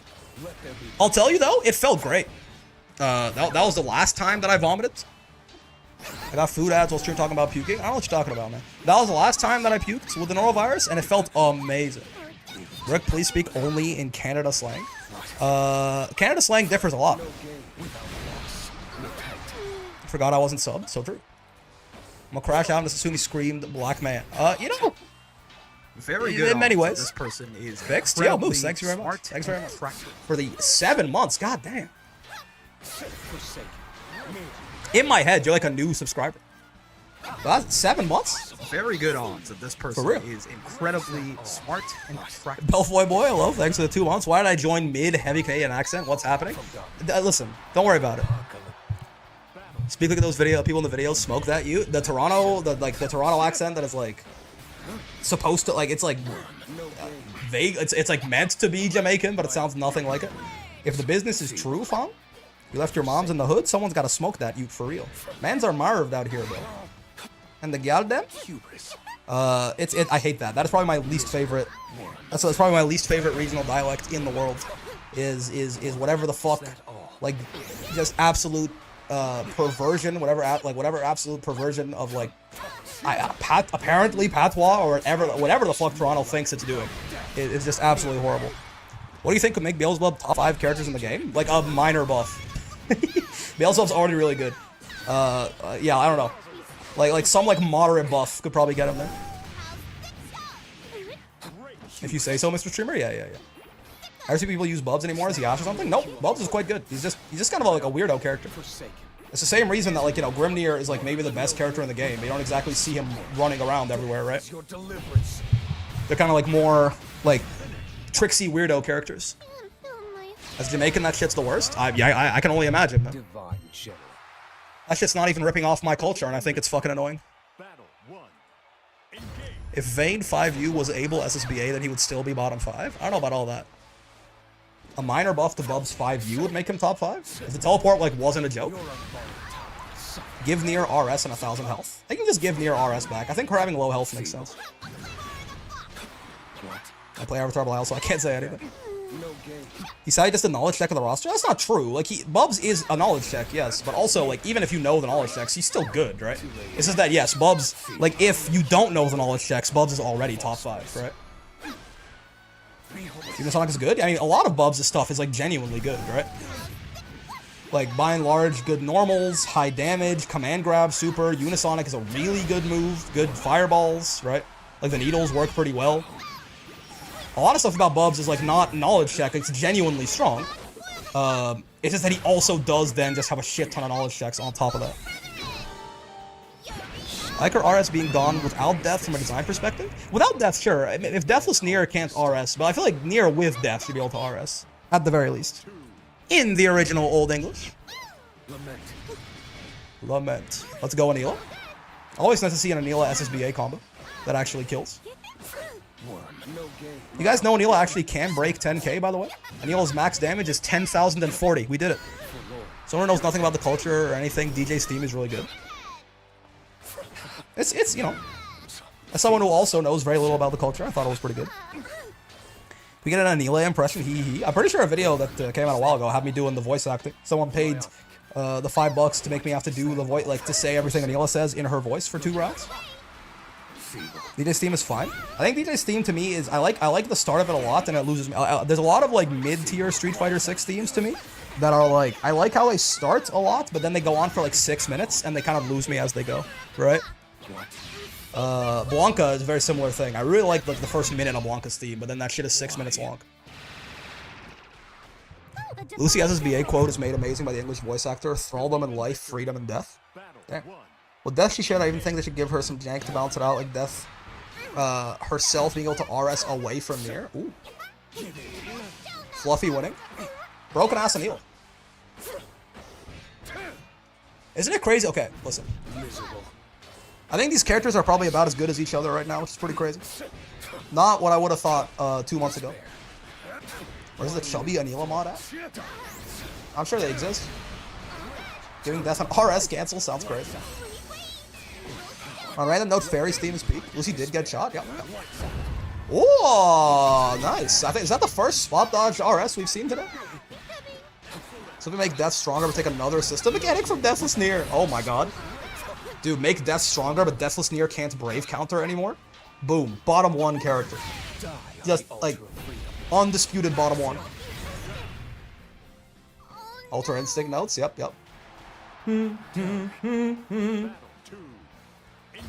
ever hum and it, like, tickles your mouth? It's kind of fun. If you, like, hum from, like, the bottom of your mouth, it can, like, tickle the roof of your mouth. It's very funny. Makes me want to laugh. What did Nier do to deserve this beyond murdering dozens of people, mind you? I mean, you know, yeah, exactly. If you just discredit the fact, like, just ignore the fact that she was, like, maybe the best fighting game character I've ever seen ever on release, besides, like, Sailor Uranus or something like that. And she was kind of harmless, if you think about it. She becomes Zato 1 with lower skill ceiling? I mean, I think Nier is probably the hardest character in this game as it currently stands, but... God forbid top tiers do anything? Yeah, exactly. God forbid a woman have high tier placement. feeble. Here's to us. Throw tech taking away death is absurd. Holy shit! Midnight getting his own shit used against him, but not full cinematic, so that's kind of tough. Oh! Yep, good old Lucy far out. Stockless Nier becomes a ticking time bomb where she gets unlimited death but dies in 20 seconds. That's just her install. That's just how her install works. She had an armored DP that could be comboed off of. Fuck that character. Yeah, and the best 6XL in the game, and the best 50, and the best, like basically the best normals in the game, and the highest damage in the game, and like all the best U skills in a game run by U skills, especially at launch, and like genuinely unfuzzyable high-low mix that looped into itself. I mean, and the best fireball in the game if you want to count death, which I mean, death is goated as a fireball, but you know. Best neutral in the game, and she was the best dealing with Brave counter in the game, and she had a Raging Strike unblockable. Yeah, you know what I mean? Like it's again, I say this a lot, but there really was no tier list at the beginning of Rising, as like with what we know now.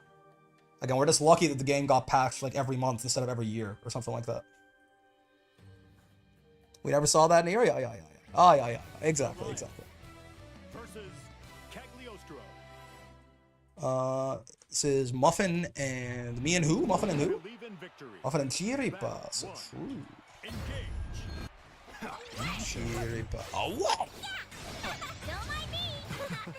All people have said they liked her for her and not because she was a top tier. Where are they at now? Well, okay, to be fair, right, because people do like to make this argument a lot. Not only did Nier get made a lot weaker, she was also entirely reworked, right? Like, the character is literally plays differently than she used to, right? Like, I don't think, like, certainly, like, a lot of top players who were playing her because she was broken, which is totally fair if you're a top player and actually, like, joining tournaments and, like, playing for potentially money on the line, right? I don't think you can fault them for that at all. Even then, even if they're not, I don't think you can fault people for playing someone who's good. But even excluding that, I think there's a fair argument to just be like, Nier is just a completely different character, pre and post nerf, right? Not just in terms of power levels, just literally plays differently. So I think it's very fair to be like, well, this character's not as fun as the other one. I still like Nier, but I would play her competitively. I mean, again, I say this like, you know, to start off, it's hopefully like common ground. But even if someone just tier whores for the sake of tier whoring because winning is fun, right? I don't even like the term tier whores. Obviously, there's a very negative connotation there, right? Maybe, like, yeah, it's just something that people understand. It's a terminology people can easily attach meaning to. Like, even if someone plays a character that's good just because they're good and just because they like playing good characters because being strong is fun, I feel like that's also nothing to complain about. You like that? Nice love tap. I definitely get it. That's why I never see my main in tourneys, yeah. All right. Nice job. So slow. Was always a rough word, I agree, yeah. See, Automod agrees. Automod definitely does, yeah. Made me better as a player, getting nerfed? I can see that. I mean, it is true that, like, the skill sets that you'll have to learn depend a lot on the character you're playing. And if the character has strengths that just, like, force you to not have to learn a certain part of the game as deeply, then you may very well not learn that. But also that can be the case even for, like, weak characters that just have, like, very jagged designs, right? Like, I feel like playing Ladiva, for example, there was a lot of skills that I just didn't have to learn. Namely, how to, like, run, you know, the sort of generic, like, fundamental Granblue offense, because Ladiva just doesn't have to do that shit. Because there is no delay tech, there is no, like, she just fucking command grabs you, it's a 50-50, right? You like that? Satisfied? They reworked Nier like hella. I mean, Nier's again, even if Nier was somehow the same power level after all of this, she would still play completely differently, right? Funny how I decided to commit to learning regular Belial, he gets nerfed. Granted, didn't do too much in my opinion, besides his pressure, but needed. Yeah, I think Belial's death is greatly overstated, right? I think Belial is still incredibly strong. He's just, you know, he's just not the best character in the game anymore or in the discussion, right? I think once you get out of the, like, very short list of characters who are potentially the best character in the game, I think you then just put Belial at the back, immediately after that, at the back of that list, right? Going from Ladiva to Vostosaurus to Eustace to Arm to Abel. You finally got your Shoto? Yeah. My character took a heavy blow? That's right. Yeah, I think Lucy's still, like, he's good, but I'm not surprised at all that, like, you don't really see him in competitive play that often anymore. He certainly is a lot more mid now than he used to be. This reminded me of something I want to ask you when you came back. Who's the character you most recommend for people brand new to Grand Blue versus if they want to start winning fast? So I get this. So this is... Off you go. Every time someone asks a question like this, I give this answer, and I think it sounds like a cop-out every time, and it's just not a cop-out ever. Whatever character they think looks the coolest, right? Because I could sit here and be like, which character do I think is the easiest to pick up? Which character do I think you can get, like, you know, what has, like, the most, like, easily exploitable stuff in low rank, whatever, right? Regardless of what, like, the... ignoring the subjective character preference, you could probably find an answer like that, right? But it so happens that the most important thing is that subjective preference, right? At the end of the day, like, no matter what character you're playing, learning anything and getting good at anything is going to be hard. So if you're not having fun doing it, you're going to perform significantly worse. Like, not even from, like, a having fun is a good thing point of view, even from the point of view of, like, how much you're gonna win, right? Think like how Honda gets recommended for Sage Jam slams? Right, yeah. The difference, I think, is that... yeah, okay, if I had to ignore... If we're saying, like, let's completely ignore subjective character preference, right? Which I do still think is the most important thing, right? But if I have to ignore that entirely, right? Yellow Diva is definitely up there.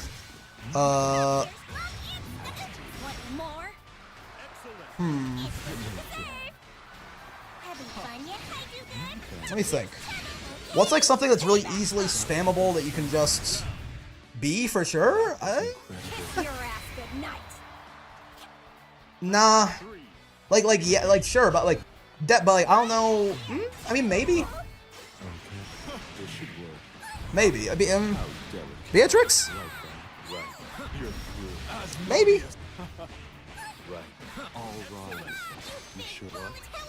I think it has to be I think it has to be some character that has like some crazy absurd abusable strength and like some crazy absurd abusable weakness. But like in the lower ranks, people don't know how to abuse that weakness, and you don't have to worry about that. So you can just like spam the one move that you're built around over and over and over again, and then just win because people don't know what to do about it, right? Which is why a character like Ladiva sounds pretty right to me. I honestly feel like. The knowledge and power to warp, destroy. Right now, sort of Versuja. Oh, yeah. That sounds right. Vayne is broken at low levels. Yeah, like again, it's gonna be like a lot of them might be like bad characters here. But yeah, Versuja sounds right. Honestly, yeah, like Vayne doesn't sound like a bad choice. Because you just need. You need a character that can do one thing over and over and over again. Basically, people in low ranks think Versuja is whatever. I guess, yeah, maybe I am still assuming a little bit too much skill here, but yeah, I think like Vayne or Ladiva, like it's gonna be characters that actually aren't that great probably as you get higher up, but it's because again, I need a character that is like a super jagged design where they have some incredibly spammable strong strength. However, they have like a equally huge weakness that makes up for it. But again, in lower ranks, people just don't know characters well enough to exploit weaknesses. They just try to do the same thing against everyone. For tournament play, yeah, maybe. I feel like it is Ladiva, man. I feel like Ladiva is still like the best character in the game in B rank or something, right? Sora's could definitely be up there too. Yeah. Sora's could definitely be up there too. I feel like again, like in like C rank and B rank and shit, I feel like Ladiva has to be like just one of the best characters in the game, right? Sora sounds right. Played Yuelka's stance and I found her boring to play. That's tough. 2B? I think 2B is too weird. Like 2B is too weird. Like from like a perspective of like a good player, I'd be like 2B difficult. But like I think 2B because like you have to learn.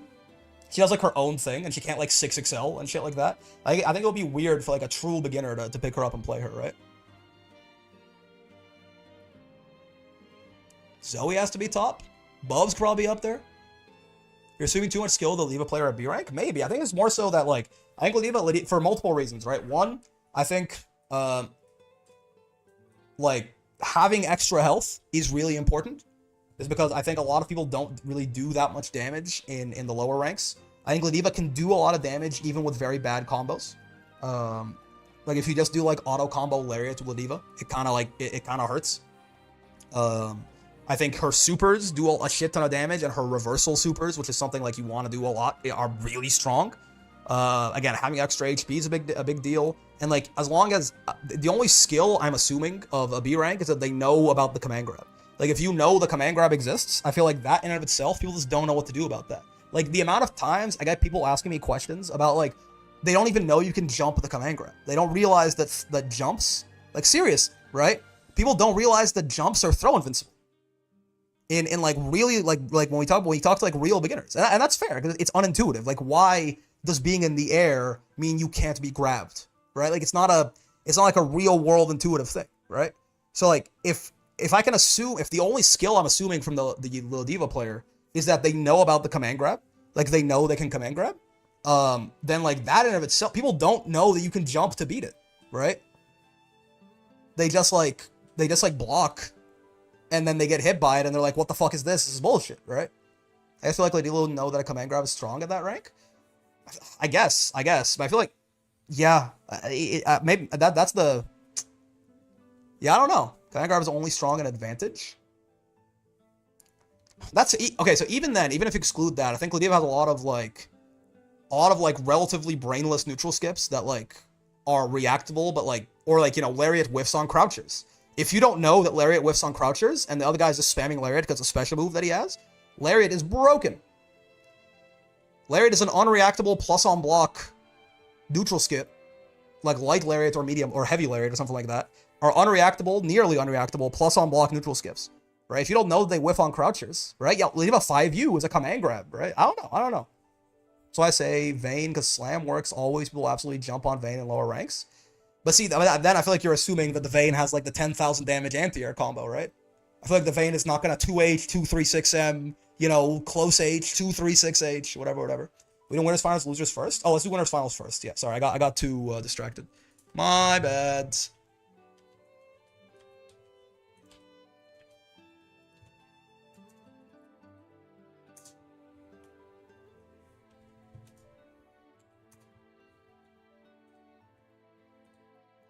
But I feel like Ladiva is a very high skill floor in the sense of, like, you know, the worst you can be at Ladiva is like pretty good, right? And again, she has a lot of things, like you inherently built into her, you can make more mistakes because she has the extra health, right? And she just does like very high damage even with very simple combo structure. Her supers do very high damage. A lot of her stuff, she doesn't play, but like, a lot of her stuff like doesn't really work out in the same way. But yeah, Vayne I think is also a very good choice, yeah. I think like if like Vayne loses to like spot dodge, but like people don't fucking spot dodge, right? I think Vayne is certainly a good choice as well.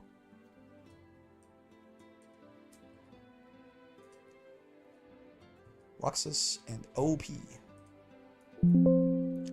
I think big buttons in neutral are definitely new player killers. Yeah. I think the problem is, like, how easy is the cheap stuff to identify, right? Because you could say, like, 2B and then just spam 5H over and over again, right? But, like, it depends on, like, how easy it is to figure out that that's, like, if you know that's the cheap shit, then fair. But, like, how do you know that's the cheap shit, right? How long ago was this? What the fuck is this gamble? Alright. This is Roxas and OP. I have the names flipped, but it's fine. I finally remembered to gamble. Vayne Slam or Fairy everything? I was wondering about Fairy, but like, I still think that like, yeah, the problem, I think I don't have a good conception of. I need to watch more like real, honest to God, like C and B rank play. You know what I mean? It's making me realize I don't have a super good conception of like, what can you expect from like a B rank Fairy, you know? Will Rising be the first game to only have female grapplers multiple? I guess so, right? Because yeah, the big, like, usually the big, slow, archetypal grappler in every game is a dude, as far as I'm aware. Potemkin, Geef, Waldstein, right? Oh. Who is it in Mortal Kombat? Is it fucking Jax? I don't know. Goro? I don't know if Mortal Kombat has a grappler traditionally. There's Shermie from KOF? Yeah, but only female grapplers. Is there no male grappler in KOF? Street Fighter has Mika. Yeah. Calculated. The only grapples in Skullgirls are Cerebella and Umbrella. The only two guys that are Brawler and Rushdown. Ooh. I guess Skullgirls makes sense. After all, it's not called Skull Guys, am I right? Daemon and KOF. Daimon.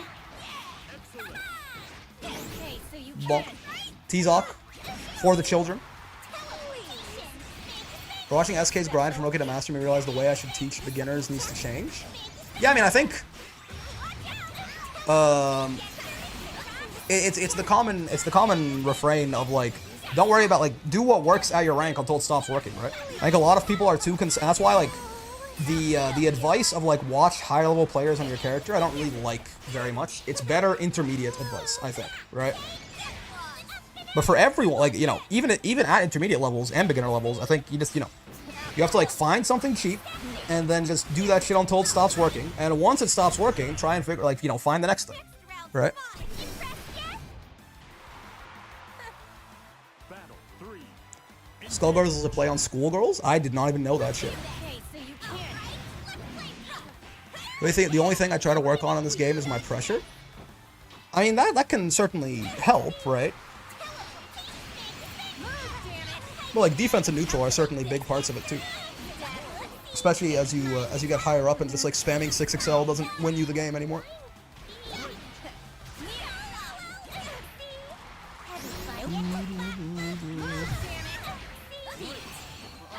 Have I heard that before? The grappler being the best zoner in the game? Yeah. My power is maximumer. Here's a present for you. I'm talking about. playtime is over. Beowulf in Skullgirls is a grappler. Even as a chair, it's nice. Saving this. That's OP, not Roxas. Broly hasn't been that crazy since like 2022. Yeah, but at one point he was, you know, both. 2B. Bale's a rushdown. Grapplers do not get Beast Cannon, and his command grab is not really an SPD or equivalent. Believe in victory. I miss Fighters Broly. Are you sure about that? Engage.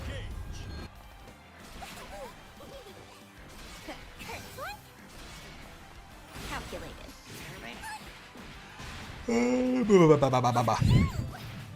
I miss Season 1 Android 16. I owe you for that. Played with my anchor, that's fair. Z-Boy was never really running the game that much. What meta was it again where he was like as strong as he was? Was that Gotenks? Was UI Goku out yet? Bardock Cell, someone in between UI Goku, Android 21. Android 21? That feels too late. Or do you mean lab code? Oh, it was rap meta. It was GT Goku. Post Cell and pre UI Goku. Yeah, that's rap meta. That's GT Goku, right?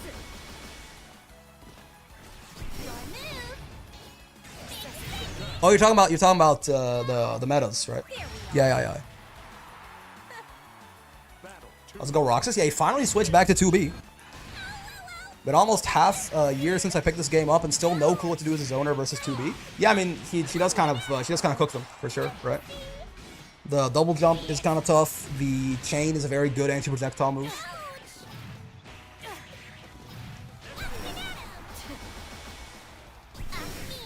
I guess you just try to waste her skill gauge, just like everyone else.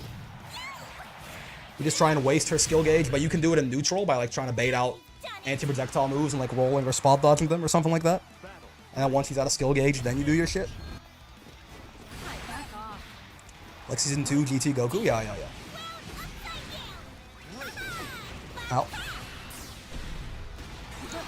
Snap meta with Cell? It was a couple metas, right? They were still snapping motherfuckers when the rat was running around, I thought.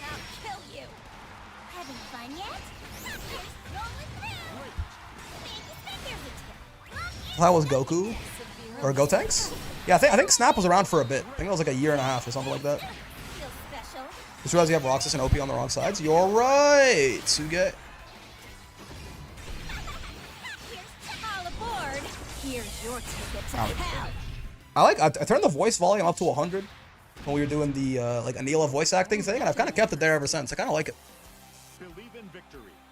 Battle 1. Come on, Mr. T.O. What did I do, man? What did I do? What did he say? Fuck me. What did he say? Fuck me in particular. How we, yes, me and you are losing Galleons to Galleon on a release day. You're not allowed to make mistakes. But how am I supposed to learn and get better and improve and become the most ideal version of myself? Seems unfair.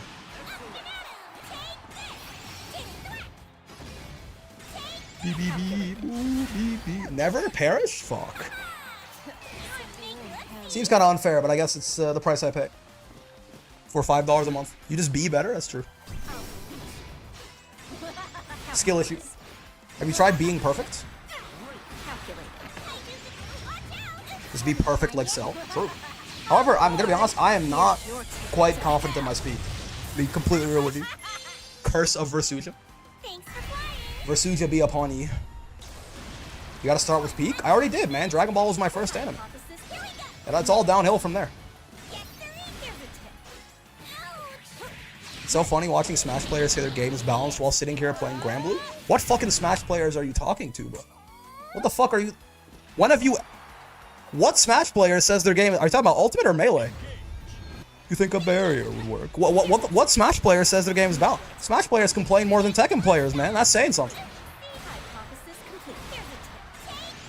I don't think at any point in Ultimate's lifespan I heard someone say Smash was balanced. They say Smash is balanced outside of Steve? Okay, well, first off, that's already an admission that shit's not balanced. Right? But, like... I don't... Even that, I don't know. I don't quite know about that. I mean, the players, they always mention Steve. I think that's the kind of thing where it's like, they've got like a release near problem, you know, where like Smash is not balanced outside of Steve. But it's one of those things where like, you know, if like Sonic is like 190 centimeters tall and like, you know, Ganon's like 150 centimeters tall, you're like, well, that doesn't seem very balanced to me. But it's more like Steve is like 7 meters tall. So they all look pretty similar next to him, right?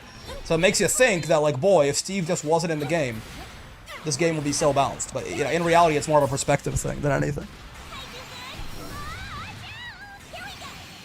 People say Ultimate is decently balanced for how many characters there are, but no one says the game is balanced. Well, I'll tell you, I agree that Ultimate is decently balanced for how many characters there are, yeah. But I feel like my experience... throughout the like, you know, the year and a half or 2 years, something, I was like going to locals and shit like that, and like interacting with the Smash community online and shit, was that it was one of the more unhappy communities. Everyone hates everyone except for real. You can't even play fucking mid tiers, man. Psycho monologue about how Japanese public bathrooms don't have soap yet. Japan is known for its cleanliness. This is my own observation while I was in Japan. I know there was there's some soap. There was some soap in Japan. But it was very inconsistent, I will say. Like the bathrooms, like sometimes they had like bars of soap, but a lot of the time they had like dispensable hand soap. I'll tell you, you know what I fucking hate in Japan, if we want to rant about Japanese bathrooms, is for some reason, like the fucking every single bathroom in Japan has like they have like the automated thing where like you hold your hands under the sink and then the water starts coming out, right? And like I understand the point of that is so you don't have to touch like a knob, and like it helps like, you know, stop the spread of germs and stuff like that. But it is the fucking stingiest fucking bullshit I've ever seen in my entire life. I will have both hands, fully of both hands directly under the sink, like almost cupping the head of the sink. Like I'm eclipsing this fucking thing with both of my fat ass palms, and no fucking water is coming out. It's like, no, I don't see anything. There's no hands. There are no hands on that sink, I'm afraid. There's no fucking, have you tried moving your hands on the sink? And I'm like, I am like covering the entire fucking 3D area around the head of the sink, and yet no water is being dispensed. What the fuck did I do wrong, man? What'd he say fuck me for? Like, it's like, that's where I wonder if the fucking racism is there, man. It's like everyone's obsessed with fucking skin lightening in Asia and shit like that. It's like my hands are too fucking dark. They don't get recognized as like human hands, I guess. I'm too fucking gaijin. My brown ass hands just don't exist as far as the sink is concerned. Probably an infrared sensor so your skin must absorb it. Yeah, I don't know, man. If there's any amount of fucking, I'm not even that, I'm not dark, man. I'm like a pretty, I'm fucking Egyptian. I'm you know, but like, if you're a black guy, it must just like, it just doesn't fucking see you. If you have any amount of melanin in your fucking hands, it goes, nah, man, no gaijin. No sanitation for you, gaijin, for real. Like that shit pissed me off more than anything else with the bathrooms, man. I'm white and I had trouble with the sinks not activating too. I don't know what the deal is. Man, why are you trying to appropriate my culture, big dog? Was there an actual thing about some facial recognition software being unable to see black people? Was it like Teslas were like crashing into black people? Shit. Because like most of their, like for a while, like most of their trading data was on like it wasn't like properly representative or something. Okay, so up and at 'em. Black people don't have much melanin in their palms. Well, true, but sometimes you hold your hand. You're trying to like wash the back of your hands, you know.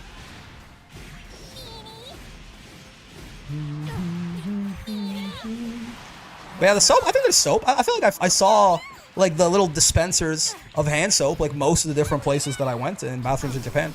I'm not sure. Rick, this isn't losers quarters, is it? No, it's not. It's winners finals. Nope. It's definitely winners finals. Thought it was a slur? What are you talking about? Also, a Kroneko. Calculate this. It's 2-2, by the way, also. I let my guard down. What's the math? Battle 2. Engage. Hit enter instead of apostrophe, so I won't finish that thought. Okay, I was gonna ask, Razzle, why did you just say black people with no further context in my chat? Gaijin? Oh, I think it is. I mean, I think it is, right? Well, okay, I think it. It literally means foreigner, right? Because like Jin is just person, and I assume Guy is like say I assume it literally translates to like foreign person, right? But it's used like derogatorily often, right? Basically every public bathroom I went to had a soap dispenser, was completely empty. That's crazy. I think it's foreigner pejorative. Yeah. Payback time. It's not inherently a slur that gets used in a derogatory manner. Yeah, it's like calling someone. It's like, you know how like old like racist white guys on like their plantations would call black people. They call them boy. Boy, I think you better go back to where you came from, boy. And it's like boy is not like the word boy is not a slur, right? But you know it's not boy, it's boy. Boy, you better watch your mouth, boy. Because for Japanese, anything not Japanese is inferior. Yeah. Proper way to refer to a foreigner is Kaikokujin. Oh, I see. Gotcha. Motion detectors trained on Genshin characters. Anything darker than the white pharaoh is unknown to them. Yeah. Boy. You better get back here. Yeah, boy, we don't take kindly to your type around here, boy. Can you say boy like that? Calls me a visceral reaction, Brick. I apologize. Special. Nitwit. That's funny.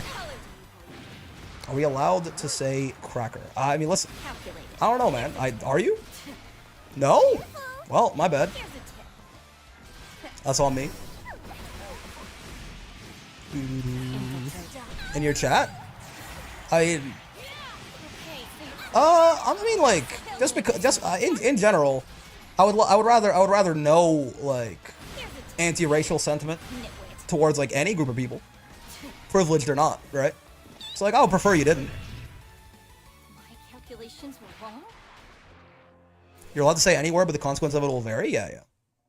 I prefer you didn't necessarily just use like negative terms for entire groups of racial groups, regardless of who they are.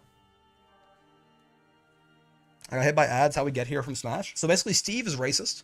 That's why he goes chicken jockey. Chicken jockey. That's pretty racist of him. That's chicken jockey is actually a slur. Unless it's toward Namekians, then we can call them slurs. Yep. Slugs, slug people, etc. Chicken jockey. Just checking what you're comfortable with. I mean, yeah, I'm not gonna ban you for typing it, but I would rather you didn't. Just because I'd rather not racialize the chat in any way, shape, or form. At least not in like a negative aspect. I don't want anyone saying anything negative about entire groups of people. Who fucking knows OP? OP won that? The stream I'm dark red, in my chat I'm orange. On my OBS thing, you're purple. That was a reverse 3-0? Oh, shit. So true, bestie. Slug people is Lord Slug insulting himself? Isn't it cool that we got confirmation in Daima, basically, that, like... Because remember how, like, the joke was always, like... It's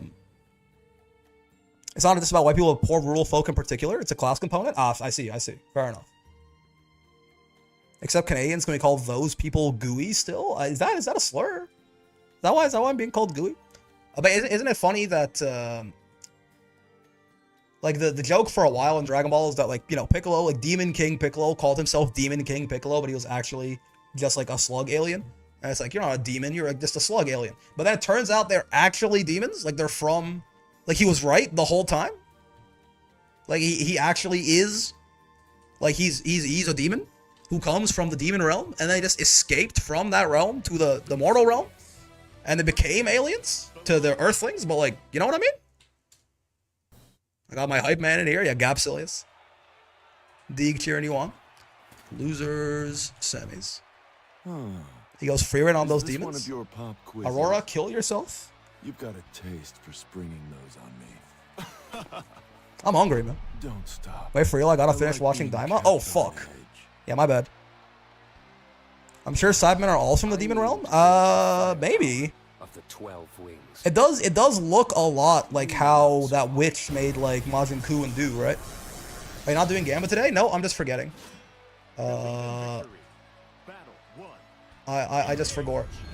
Okay, Gamba. Midnight and Muffin. You are gooey because you look savory like a takoyaki. So true. Cybermen relations.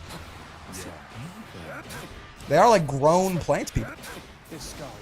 Pretty interesting that this does imply like some sort of connection between Cybermen and like Boo, which is very odd. Aura, kill yourself. I thought her name was Aurora. My bad. Yeah, it's Aura. Yeah. Like how you break. It's been a while. Pointy ears are a notion towards demon realm heritage. Was it? Yeah, but I don't think it's necessarily that everything with pointy ears is from the demon realm. More that like everything from the demon realm has pointy ears. But we need to be easy on Yamcha. Then you have to fight a demon. Listen, man, Yamcha beat that Cyberman. Okay, like that's poor Yamcha. Yamcha will never escape the slander. Yamcha beat that Cyberman. He just got jumped. And like self-destruct attacks, you know, that they raise your power level significantly. Takoyaki has to be the most overhyped Japanese food. I mean, I didn't try any because I didn't think I would like it. It's just it's octopus. Yamcha beat that Cyberman. The allegations are wrong. That's what I'm saying. He then just like turned around and got sneak attacked. I love taiyaki. Very different. Yeah, taiyaki, takoyaki are different guys. You hate me. You want me dead. What the fuck? God forbid a woman eats takoyaki. What do you say about this monster you made? Completely different food. Yes. What does yaki mean? It's like fried or grilled or something?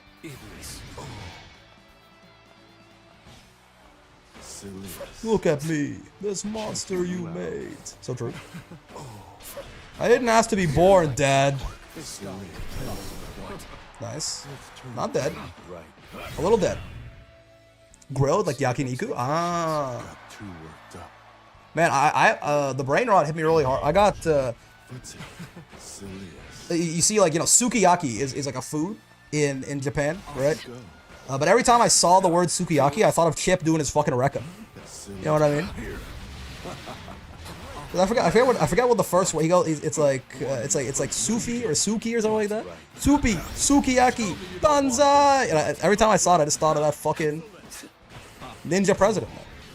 Sukiyaki, Banzai, sushi. Oh, he says sushi, sushi, Sukiyaki, Banzai. Yeah, exactly. Fucking Chip, man. All right. I feel like it's been like a calendar year since I've seen someone like 2H Belial's MVP. Sukiyaki. I liked red bean paste more than I thought I would, but it's one of those things where, like, even a lot of the sweet stuff in Japan was like much more mildly sweet than it was than like sweets, what we would consider to be sweet stuff here, which was like, it was fine, but I personally I like me a nice little sugar overdose. I love the lore on some of the Guilty Gear characters. Chip went from a junkie to a fucking president or some shit. Yeah, he like made his own country and then became president of it. It's kind of cool, I guess. And he's also like a weeb. He doesn't speak Japanese, but he tries. Here. Look at me. This monster you made. Ow.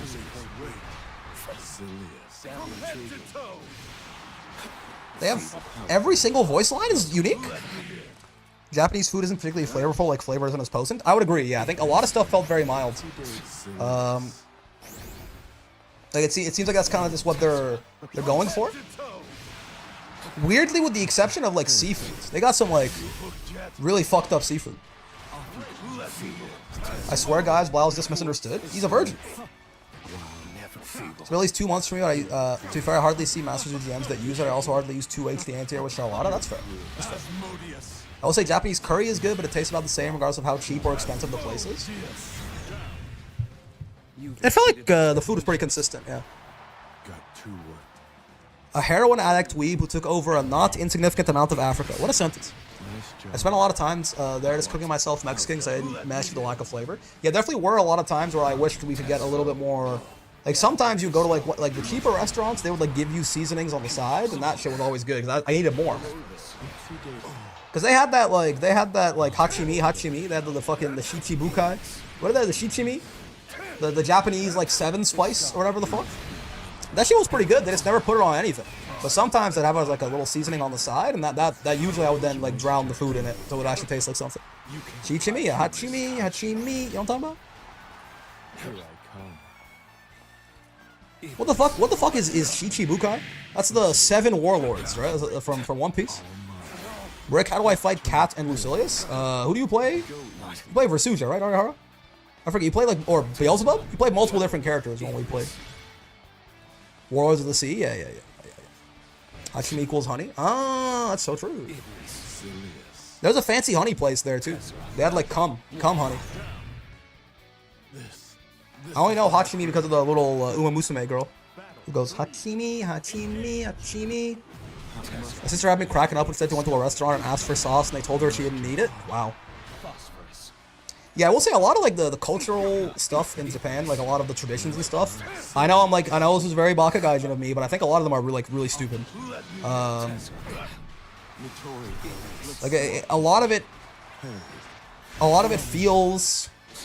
I mean, it's kind of similar to the West, where, like, a lot of it feels like it's just, like, it was, like, set up by, like, old people because they just wanted, like, things to never change from the way that they liked them to be, so now a lot of it is, like, just bullshit, like, quote-unquote traditionalist shit that, like, is actively detrimental to everyone except the old people involved, right? So, like, the West is not, like, that different, but I feel like it's just much more overtly, like, respected, at least, in Japan than it is here, even if the... Oh, no, we missed the 2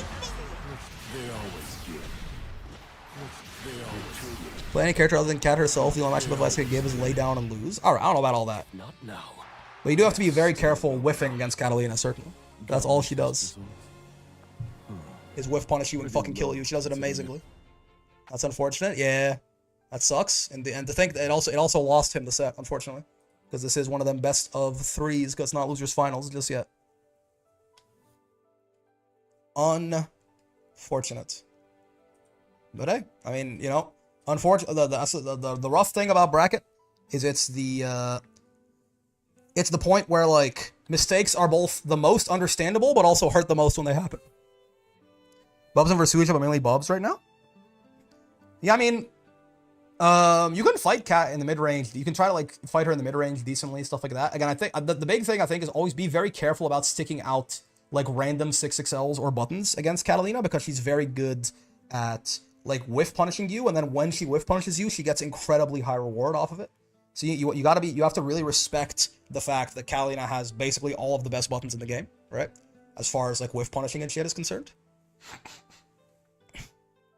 So either try and fight her from, like, either don't fight her in the mid-range, right? Fight her from a range where either maybe you can fight her from full screen as Bubs or Versuja or something, or like from a range outside of the range of her buttons. That's very tough for most of the cast to do, right? Or try and close distance, but again, you have to get through that window with the buttons. If you close distance at that point, like her buttons are still good, but they're not necessarily better than yours in a lot of ways, probably, right? And if you are going to fight her in the mid-range, which like Versuja and Bubs both can certainly do, they both have their own very nice suite of buttons. Just again, you have to be very careful about carelessly throwing out buttons so you don't get whiff punished and killed, right? And also, if you have, keep any multi-hits in mind for her light wall, because light wall, if she just throws out a light wall in neutral or on offense or on defense or something, multi-hits will just kill her, right?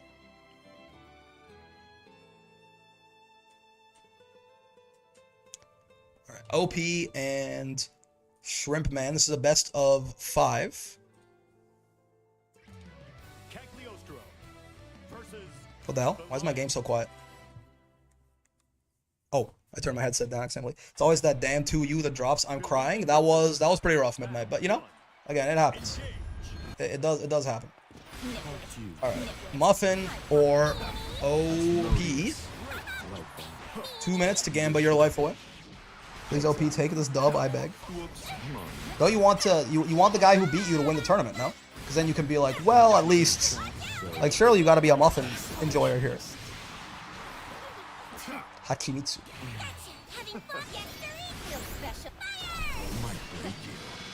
I want Kag to win because Team Kag. Oh, sorry, I thought that was Midnight that said that. Never mind, sorry. That was Chirpa. Your profile pictures look similar enough that I got confused for a second. That's such a good run too. Dead in the ground. You see Big Kag? I did see Big Kag. It's like a new development in the gacha or something. Fair enough, we both lost to the same Muffin. Oh, I see. You win. OP beat my ass. I need Muffin to avenge me. Ah. Yeah, Big Kag looks cool. Does Lucy have a slower 2U than normal with frame 8? I don't know. Does Lucy have a 7 frame 2U? Kag got a new body. A body, finally. Adult Kag. There's a lot of so-called long-time Kag fans coming out, is all I'm saying. Is it because she's hot now? As long as Kag loses, I'm happy, so true.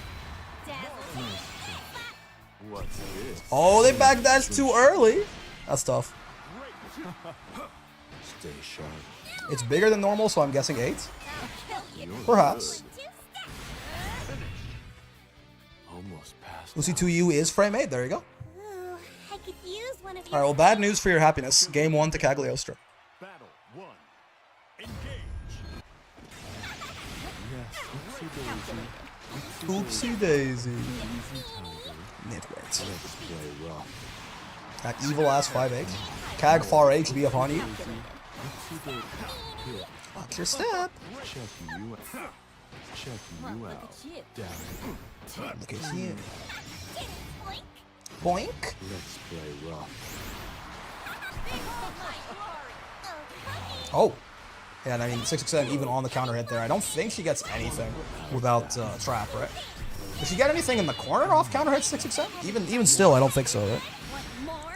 Like, if no traps in the corner, You got me. counter hit 667, maybe she meaties it like she did just there? Kag just being able to mash 5H into Voss armor is unfortunate. Yeah, I mean, on the bright side, a lot of the Voss's moves and stance are going to outrange the 5H, right? But if he gets close, then yes. Away.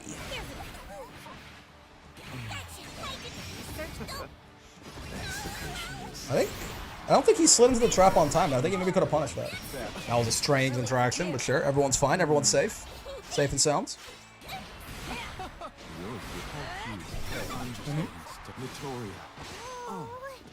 Using the light DP as a side swap there. It looks pretty fancy. I like it. Like doing the U stomp into the light DP side swap. I assume that also works as a pretty good frame kill to set him up. Pretty wings for my research. You wouldn't say no to cute little Cagliostro. Listen, if Cagliostro says Cagliostro, then surely it's Cagliostro, not Cagliostro, right? Moss armor is useless. I just need to pull Spike Ball every time. So true. It is pretty funny that EX Dormouse is only 1 hit. So, Nikala is one of the only EX Fireballs that does not break Voss's armor. Is it the only EX Fireball that doesn't break? No, Rakshasa doesn't either, right? But, like, at least Rakshasa gets to be like a laser and kill every other Fireball. Battle 2. Engage. Whose team is this? Is this Heroic Beat? No, it's not Heroic Beat. Daisy, you sure about your life? That's not funny at all. I think it's kind of funny. Take that easy time. Yeah, it's Veins? Oh, it is Heroic Beat. Okay. Feeling good? You like that job, right? Let's turn it. I mean, I set the music for the room, but I did so 2 weeks ago. What the fuck? Get ready That's crazy. Idiot. It would have been really funny if he died to that. Oh, hold on. Getting on my nerves. Okay, still dead. Oh no, it wasn't full cinematic. Oh my god. Bro has no fear. Galleon theme, from what we've heard, is pretty baller. Yeah, we're gonna watch the Galleon trailer after the bracket too, by the way. Do a quick little, because obviously, you know, it's been out for a bit now, but it came out while I was in Japan, so. The issue with 214H is not boss armor, it's H fireballs. It's fine though, tossing spike balls to starts with JU while avoiding fireballs is an alternative. I get the gist of your message there, I think.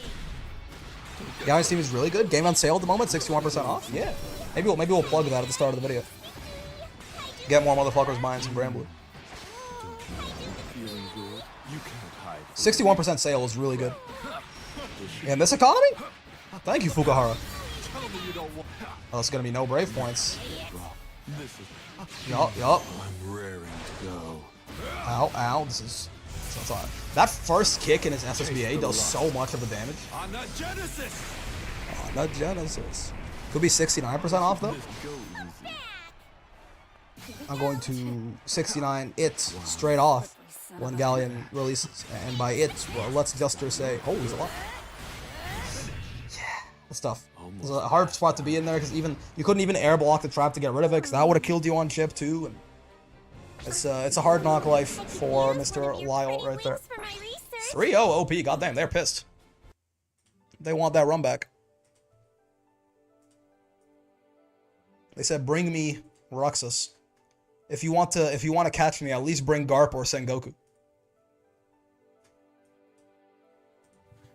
You know what I'm talking about? Clown piece, mid piece. Have you seen Full Metal Alchemist yet? I've watched all of the like weird 2006 version and also Brotherhood or whatever.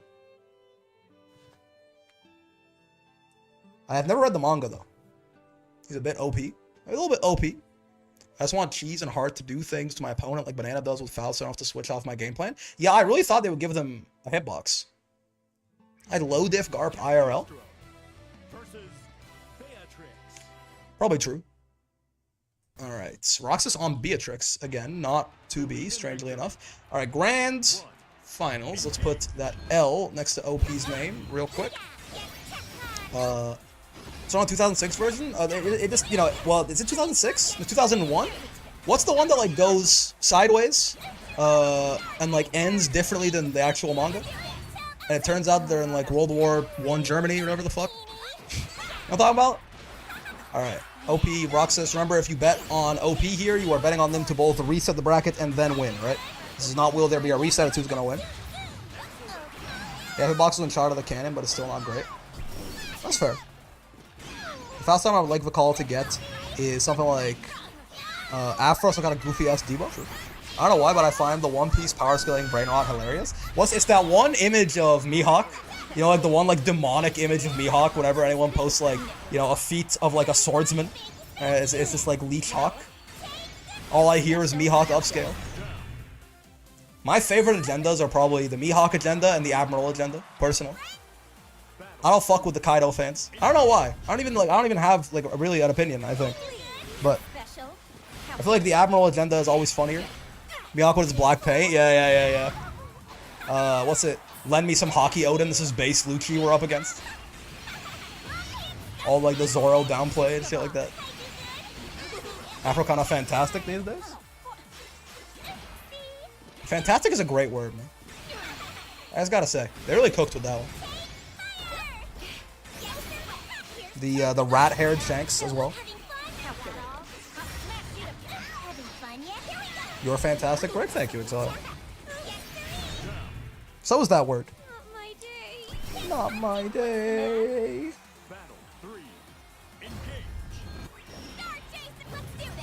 Funniest One Piece fans are the ones counting droplets of sweat. Yeah, the sweat scalers. Yeah. Sweat. There's I like height scalers as well.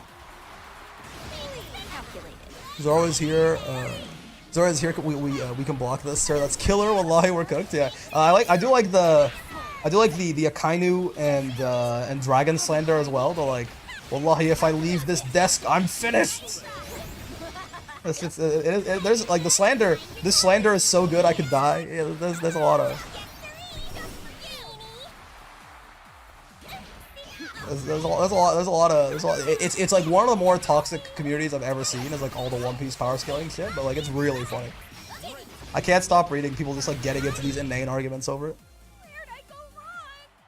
This is base Lucci we're up against. I think I beat my all-time personal record for fastest synthesis. Thanks for the target. What does that mean? Like Kizaru agenda panel sees a lot of use. Yeah, I only recently saw the original panel again. Like eliminating Vegapunk is our top priority. Like I forgot what the original fucking one was, man. There's a Catalina version of that, you know that? There's a maintaining the agenda as our top priority, but it's like Catalina with sunglasses on. Believe in victory. It's broken containment. One. Engage. No, the Razzle the sweat scaling is very real, right? It's like the #1 Mihawk downscale is when I also like them like replacing like the first letter of any character's name with W if they like them or L if they don't like them, you know.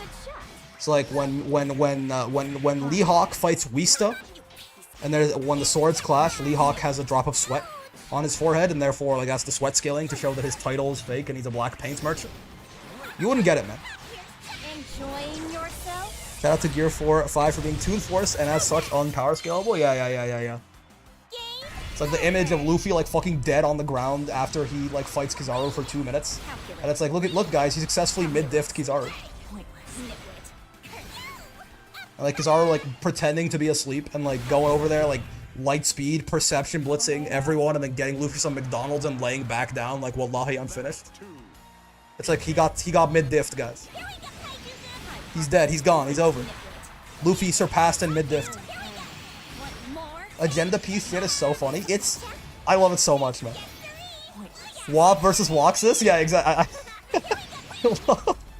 Something about, I don't know, it's so simple, but like just adding the W, like replacing the first letter with like W or L, that shit is so funny to me, man.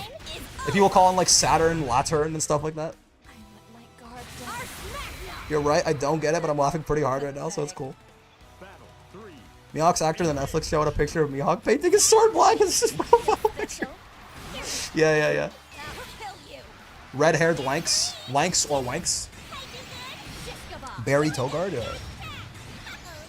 Is 2-1 a mid-diff or a high diff? I feel like it depends on the rounds. 2-1, like a 2-1 where you lost, like you won the first game, then they reversed 2-0'd you and they got 2-0 rounds every time. That's like a mid-diff, I think. Like a 2-1 where every round was also 2-1, and it was like they won one, you won one, they won one. That's a high diff. Wankster is a name, it's true. Useless Captain Mid, yep. Hey, who said you could run off? The slander is so good, I could come. You know what I'm talking about?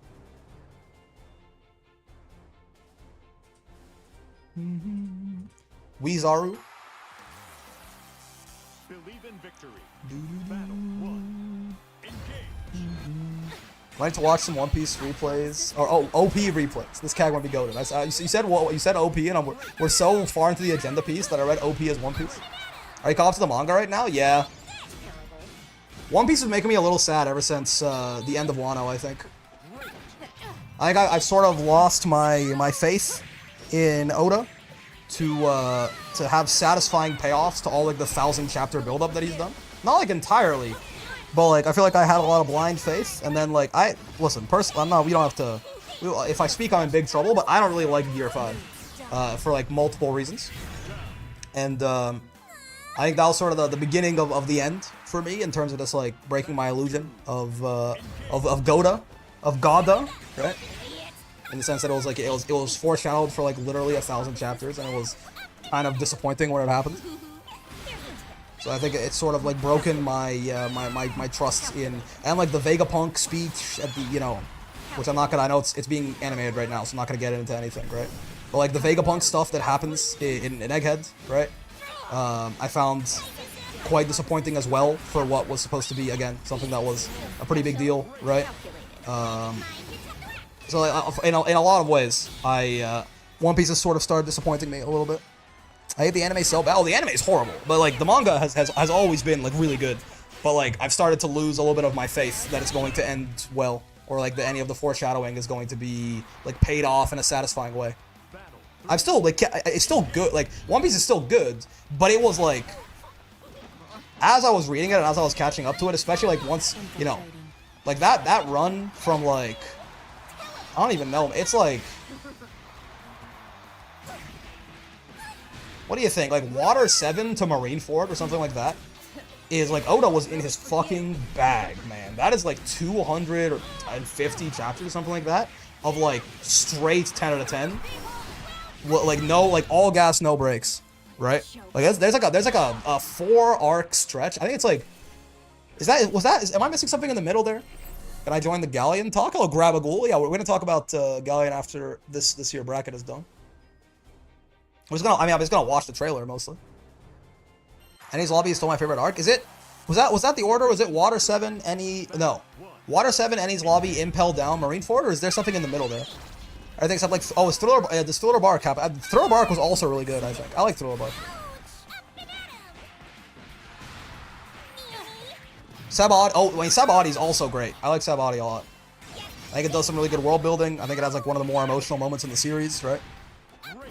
Is it Water 7, Eni's Lobby, Thriller Bark, Sabaody, Impel Down, Marineford? Is that what it is? Regardless, there's like a stretch there that is just like gas, gas, gas, gas, gas, gas, gas. Like just straight gas forever, you know? Thriller Bark is fine. I think Thriller Bark is a little bit underrated, but I think Whole Cake Island is my favorite arc in the series so far. Whole Cake is really good, yeah. I think Whole Cake is probably the best thing post-time skip for sure. I mean, Fishman Island is very forgettable, I think. And I know Wano is Wano. Egghead is Egghead. You know? Whole Cake was some goat shit though for sure.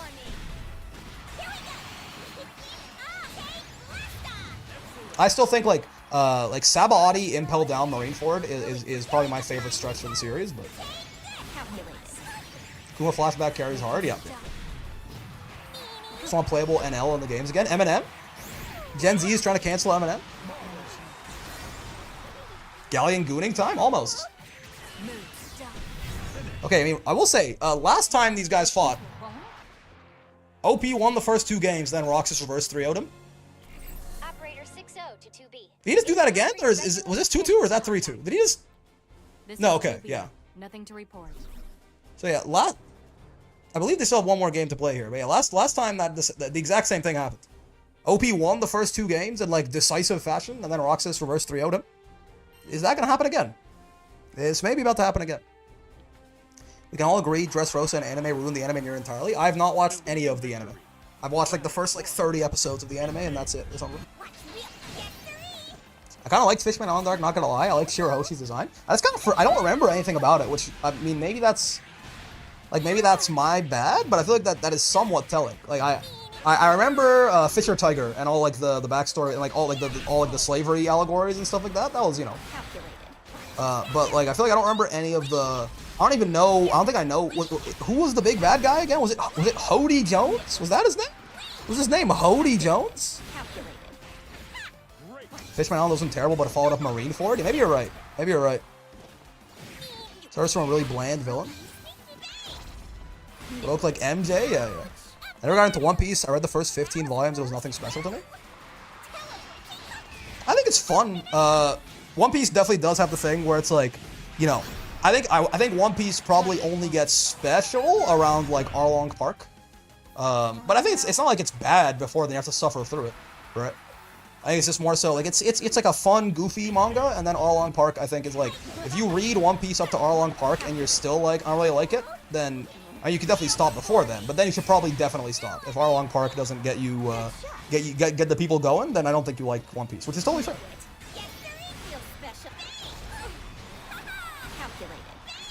Hey.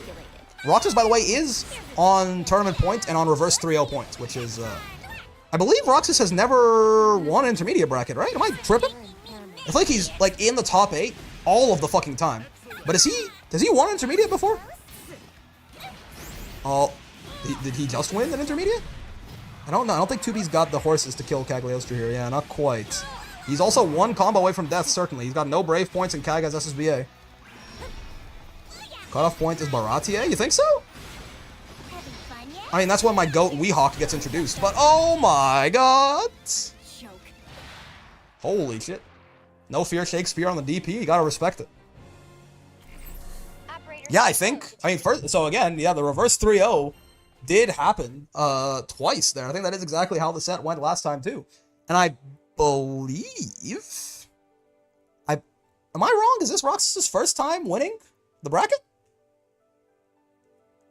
It's hard to say because Roxas is one of those people who's like he's in top 8 every fucking week, but I don't actually know if he's won before.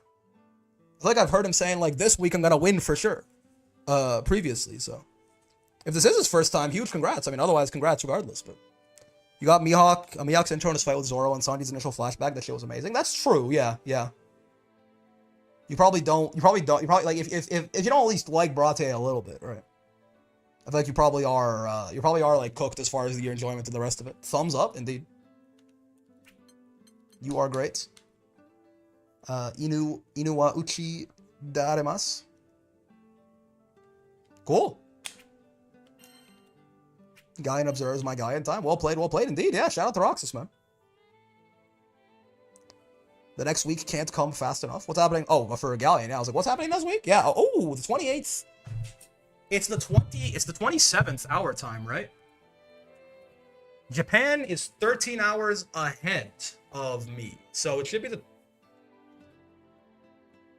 Yeah, it should be the 20... Usually it'll be like probably right around now, right? Very good odds that this person is incredibly Holy smart shit, and Professor practical. Bonk von Bonklovsky back. Hello, Anu. How's it going? Thank you for the 10 months. God damn. We've been so many double-digit subscribers, man. Thank you guys so much for all of the support. I think almost exactly at this time, right? Like, not only today, or maybe Tuesday? Tuesday at this time, right? It'll be Tuesday at like 8 p.m. Usually is how they do it. The 27th for Galleon for going by JP time? Yeah, because wait, no. Did you talk about Elena yesterday, by the way? Yeah, we did. Yeah. I made it to do like 8 p.m. Yeah, so I guess it's the 28th. They're like 28th in the morning for them, which is probably 27th in the evening for me, right? I was just in Japan. I should know this better, but I believe they are ahead. They're 13 hours ahead of me. 27th is a Monday? What the fuck? But today's a Wednesday and it's the 21st. Are you sure? I don't think you're right. 21 plus 7 is 28. Minus 1 is Tuesday. Okay, thank you. I was like, am I getting Tsukiyomi right now? This is on Tuesday? Okay. Do the stream about Galleon and other exciting announcements on the 27th? Yeah, so that'll be on the 26th, right? That'll be on the Monday, I guess. Which is good, because that's a Grand Blue Day. Well, it'll be like... Oh, actually... Wait, we'll take a look at all the... In fact, what a perfect segue. We're going to take a look at all of that right now. Let's go watch the Galleon trailer. And actually take a look at it and see...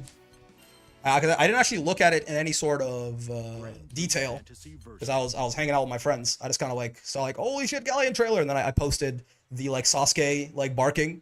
I watched it, but like I haven't taken a deep look at it. Right? I just kind of watched the trailer. I saw her lick her lips, and I posted like the Sasuke like barking image in the Discord, and then I kind of stopped. So let's watch this shit right now.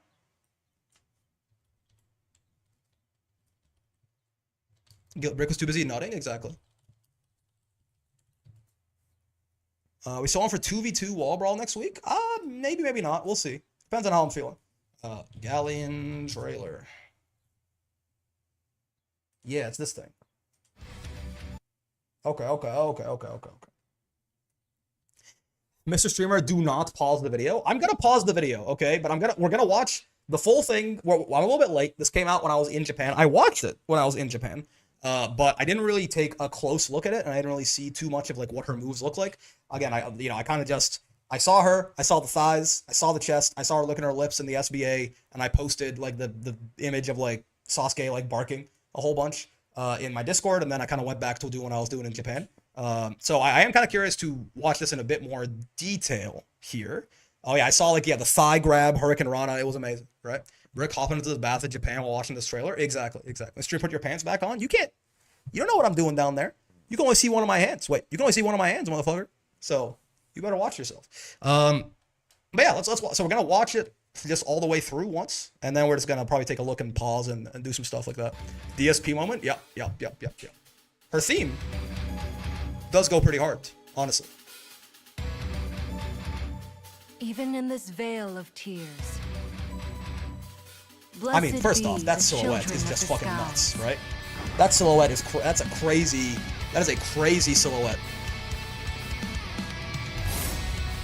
Prepare to witness the might of Galleon the Gold. Galleon the Gold. Come now, Singularity. I shall embrace all that you are with open Okay, so arms. that's just a straight up command grab. So true. We do know that she's like a grappler style character, which is not at all what I was expecting, right? I was thinking like slow zoner, like set play type thing. No, man. Sure. Oh, is the SBA is a command? Oh my god. You will They got me. wonder- They got me. They got me fucked up, chat. What am I supposed to do, man? Watching The SBA is a such grab too. small I think I know. I missed that lives working in the first unison time I saw it. is truly beautiful. Show me more. Raging Strike of is her your hitting you with her harmonious ass? bond. I What will you do support about the second all round? who walk upon the earth. That's a cool looking move too. I assume that's a low. The soil won't claim me yet. Air, thigh, Hurricane Rana. All are welcome to receive my blessing. Live footage of me dropping Ladiva as soon as Galleon comes out. Deep beneath the earth, Dude, this, by your the way. bed awaits. Okay, I'm sorry. This shit. The earth, This is like. your bed. This has got to be the coolest SSBA. Like, off this one frame, this has got to be the coolest SSBA in the game, right? Like, already. Like, just. I don't even need to see the full animation. She already has the best super in the game. Right? Like, what the. This shit is. Her dragon form is huge. I know. I had a 20-minute video. Making it a personal special interest of mine. But Awaits. this shit just looks. This shit looks so cool. This is literally, yeah, it's fucking Chibaku Tensei. Yeah. Okay, so yeah, premium avatar included, whatever. Coming May 28th, right? So next week, from when we're watching this right now. So that's awesome. And there is, I know, does anyone have? I want to put this all in the video too, but there was, excuse me, Mr. The Truth, my goat. You have to wait for later. There is, where is that? There's an announcement of the stream too, right? There's an information stream that's coming on the 27th. Let me see if I can go find that real quick. From B at the start to Vegeta to Galleon, either their SBAs get better every time. Yeah. Where is that? Is that on the Cygames official Twitter or something? Should be on the Twitter. This is the Grand Blue unofficial. Yeah. That's also Okay, hold on. Where Grand Blue Twitter account? We gotta talk about Kefla later? Yup. Is there not? Oh, there you go. Wait, a Bitcoin video Bitcoin recommended to you? Are you a crypto bro? I do? Banking on Bitcoin. What the fuck? I suppose I do. This must be, I don't even know what residual this might be. I mean, you can see, besides that, it's Northern Lion, my goat. Some, like, One Piece shit. So a Rick and Morty video essay. Dokkan. Pokemon. Some Marvel shit. I don't know, man. Okay, wait a second. There's got to be something here, right? Can anyone just like find the Twitter post for me? Because I'm bad at looking at Twitter. What the fuck? 2B? What's happening in here? I don't have a Twitter account either, so. How is this happening? An El the Goat? I mean, just the absolute. The one and only. The world's greatest. The strongest yapper in history. I wish one day to be 1/10 of the yapper that man is. Where the fuck is this shit, man? Cygames, Galleon. Tweet history is messed up if you aren't logged in. I can't log in. My ass does not have a Twitter account. There we go, Reddit. Thank you, Reddit. I don't have Twitter, so searching Twitter is impossible. I can always trust Reddit to have my back. So yeah, Galleon pre-release stream and version 2.1 update showcase will be live streamed on YouTube and Twitch at 11 p.m. PT on May 26th. So it's May 27th in Japan, right? But obviously Japan is like 13 hours ahead of. So 11 p.m. PT. This is 3 hours behind me, right? What's 11 p.m. PT to EST? Because I'm Eastern time. Yeah, 2 a.m. So for me, it's 2 a.m. on the 27th, right?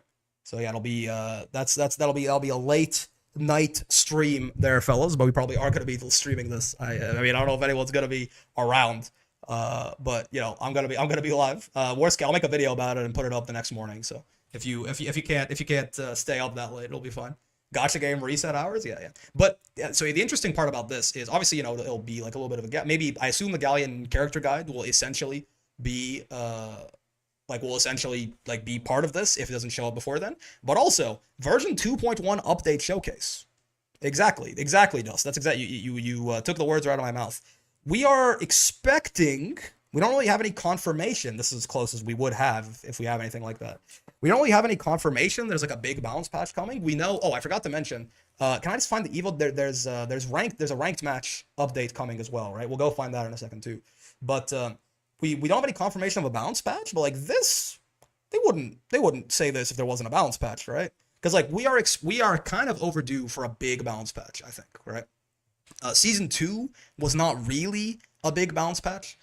And primarily a lot of the sort of prevailing sentiment is that probably was because Season 2, the patch and Sandalphon dropped like a month before Arc World Tour Finals, right? So you don't really want to completely flip the game on its head before people are playing for like real money, right? So presumably, you know, we would have maybe, if it was a higher balance patch, you have a higher version number than 2.1, you might be right, but that's more, you know, I think that's, we're really trying to grasp at any little piece of evidence at that point, right? I will say it's possible that Galleon does not have a big balance patch with her. I wouldn't be like terribly surprised, because theoretically the time slot for something like the Versuja patch again is actually Vilnius, right? Vilnius should be coming out in like August-ish after Evo, right? And that'll be the same time slot where we got like the last like gigantic patch, right? Could be similar to the Vayne patch. Yeah, it might be more so. It might be more like, I assume a balance patch will happen, but I don't know if it'll be Versuja patch sized, right? So like, it might be, it may be, but we don't really have any confirmation on that. But again, I mean, we'll find out May 26th, 11 p.m. PT, or you know 2 a.m. ET on May 27th. We'll find out then. I assume we at least have an idea of how big the balance patch is. This is assuming they don't even drop the fucking full patch notes on that day, right? Which they like after the stream they do or something, because like usually the patch notes I feel like come out a day or two before the character comes out, and this is like a day before Galleon comes out, right? So this is a very I'm very interested in the stream for a lot of different reasons, right? The other thing, I mean, hold on, guys, maybe I can just find the Galleon Evo Japan trailer, because like it was also at the end of that is where they mentioned the ranked system update. The ground. Basically. Ground, run into it, and then go. No, huh? Does anyone hold on? VVSR ranked system update.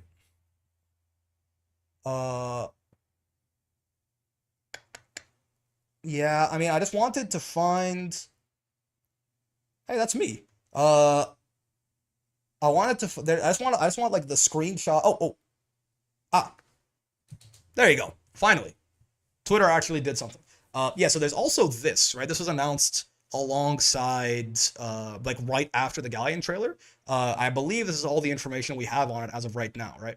There's one thing we do know is coming in the 2.1 patch, which they did say previously, right? They said that they were going, like, I think they explicitly named version 2.1 for this in the Vicala patch, right? Is that there's going to be a ranked match point system revision. Versus ranks will be updated to use a numeric point-based system instead of 5 diamonds. Criteria other than match outcomes will also be factored into points gained or lost in ranked matches, right? I don't know what this means.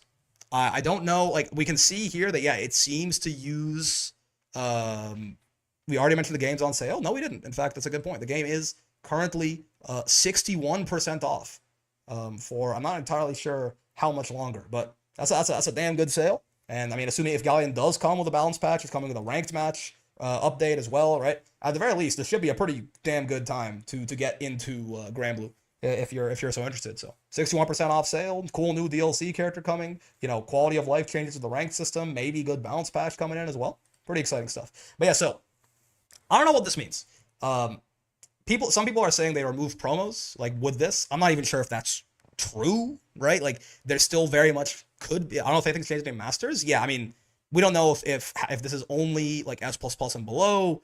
We don't know exactly how this works. We don't know what factors other than match outcomes means, right? I hope this isn't like the more supers you use or something, the more points you get, just because that feels like it maybe like it's incentivizing the wrong things, right? I assume that maybe this is like if you win or lose, but it's like 2-1 in rounds instead of 2-0 in rounds, like maybe the more dominant the win, you might get more points. I'm not sure, right? Yeah, promos are cool. I think so, but yeah, I'm not sure if they're gone.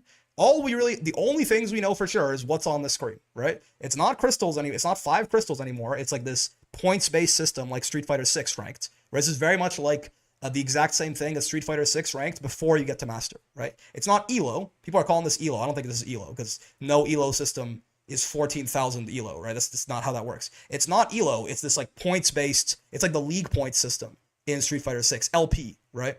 The tweet says promo matches removed. Oh shit, does it actually? Oh shit, wait, you're right. Okay, so it is this. Yeah, more points for 2-0 victories, fewer points for 2-1 defeats, quality of life updates, promos removed. Oh my god, I see. Okay. So yeah, so this is what they mean when they say criteria other than match outcomes is, yeah, if you 2-0 or 2-1, it matters, right? And yeah, no more promos. Interesting. So they really did just turn it into Street Fighter 6. What's the difference between ELO and point systems? ELO is a zero-sum game. ELO, if you gain 8 points in an ELO system, you took it from somewhere else. And like how high the points can get in ELO they're basically hard cap by the population size, right? The more people playing in an ELO system, the higher the max amount of points achievable like feasibly is, right? Also, yeah, like in ELO, like there's a very explicit calculation for how many points you get based on the ELO difference between you and the participant and things like this, right? Does that mean we can fall out of Master now? Probably not, no. Because again, Master probably still is a completely different rank system, or even if it's not the same as it used to be, I can't imagine it still uses this, right? They make less players disconnect and S++ promos. Yes, they just turned it into Street Fighter 6 ranked, basically, right? This is Street Fighter 6's like rookie to diamond rank system. It seems like it's almost exactly the same. Outside, I'm not sure if like win streak bonuses have been readjusted either, right? But this seems like they just turned it into the Street Fighter 6's rank system, which honestly, I guess like fair.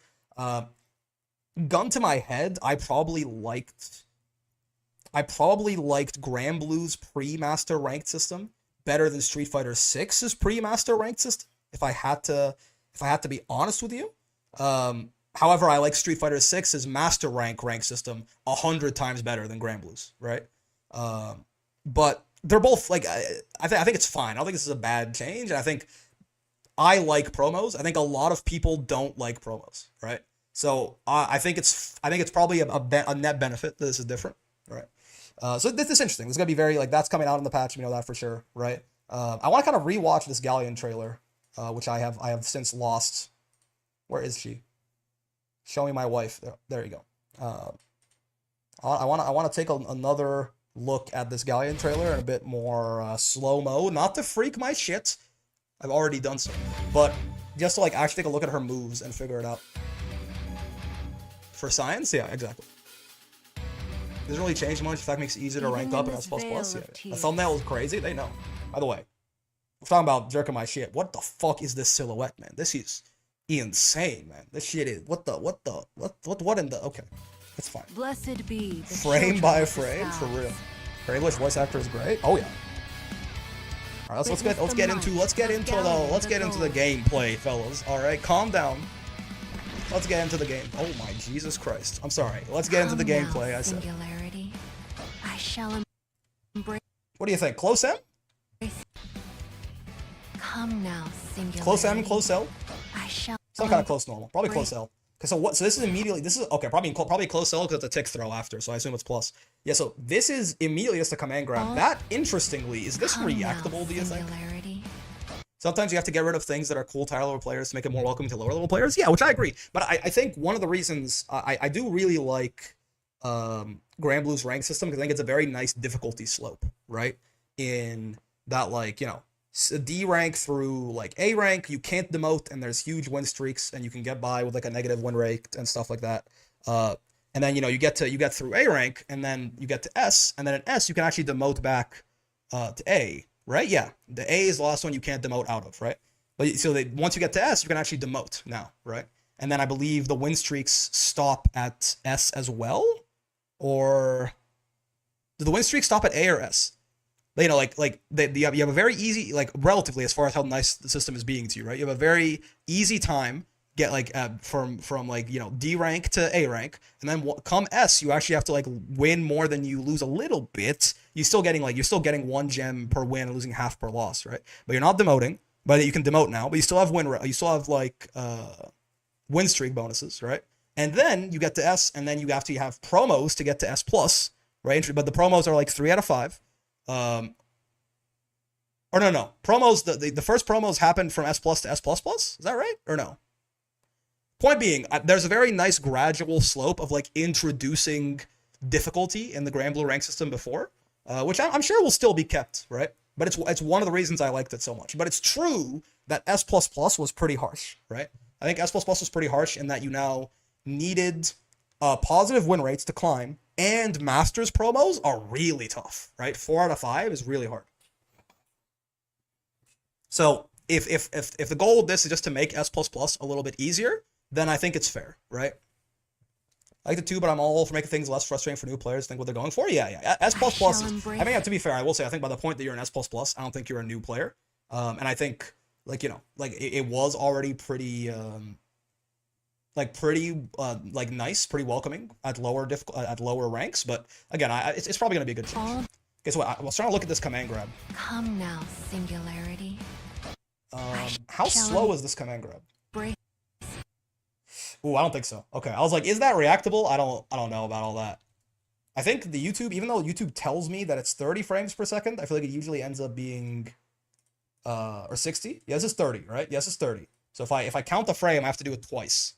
So the command grab, she cancels out of close L into the command grab, so it's got to be a little bit slower, right? But every frame is 2 frames, basically, I think, right? 1, so 2, 4, 6, 8, 10, 12, 14, 16, 18, 20. So yeah, I think that is a 22 frame grab, right? That's a 22 frame grab if I'm right. So this might be a reactable All command. that you are with open arms. That's an air grab. Looks more like a hit. It looks. I don't know if it's an air grab or a hit grab because, like, you know, like Ladiva's anti-air grab, for example. I mean, you can't block that shit, right? I imagine you also can't block that, but I'm not sure. I don't know what that is, by the way. 22's on the edge of reactable. 22 is certainly reactable, right? Like it's on. I would know that I would call it on the edge. It's not like a free reaction, but that's, you know, 20 to 22. Yeah. I think that summons the meteor. Yeah, her like putting the thing down there. So that's the EX version of the air grab, it looks like. And she just yoinks Cagliostro out of the air. Yeah. Sure. Bigger meteor summon. Yeah, so that's an air to ground grab, which is super interesting, because T-Zoc has something like this, right? This is like the one aspect of command grab that Ladiva does not have. Ladiva does not have an air to ground grab. I do wonder if this is a hit grab or a command grab for a lot of this stuff, right? Like the first one we saw, that's definitely a command grab. This, I wonder. Because we don't really, like, Vera is dashing, so, oh, well, I don't think she down back there. I think that was more just that it forced her into that crouching animation, right? People think it's JU? Maybe, yeah. This is also, she has like a Bubs style teleport? That is, I mean, probably not frame 1 invincible if I had to guess, but it did just fully go through that DP, right? I mean, let's see here. When does she actually use this versus when does Catalina DP her? Yeah, it's definitely not frame 1. That's like frame 8 or 10 that she got hit there. This, by the way, this SBA is also a grab, it looks like, right? That SBA looks like a command grab to me. Think it's her dash? Ooh, I mean, that'd be really good, but I don't think so. Maybe. This SBA looks like a command grab as well. And, I mean, I got nothing for, oh my god, I got nothing for you. That's the best super in the game, I think. Slayer dash? Perhaps. Watching such small lives working in unison. Her theme is sick. I agree. It's truly beautiful. Okay, so yeah, this. So I'm trying to like piece together. So far we have that command grab, that like reactable maybe like command grab. That's a special move, right? The teleport I assume is a special move. this meteor is definitely this like slam into meteor is also a special move. I feel like I'm missing one. Oh, the air grab must be a special move as well, right? Is truly beautiful. Yeah, 'cause here she Watching uses it. such small Is the air grab lives her working DP? in unison The air command grab seems to cancel into the rock. Yeah. truly beautiful. Huh. Show me Raging more strike, of your sure. harmonious Oh no, bond. that. What the fuck is that? Okay, one of those things isn't a special move then.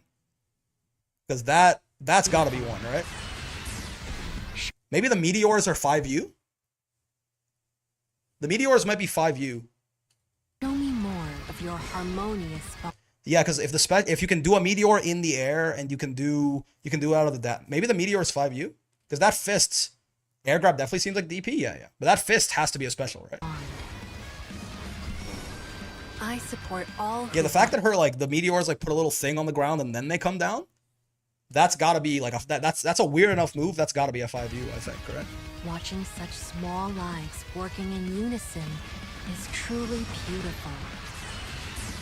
I feel like Show her me raging more strike is her of hitting your you with her ass. harmonious bond.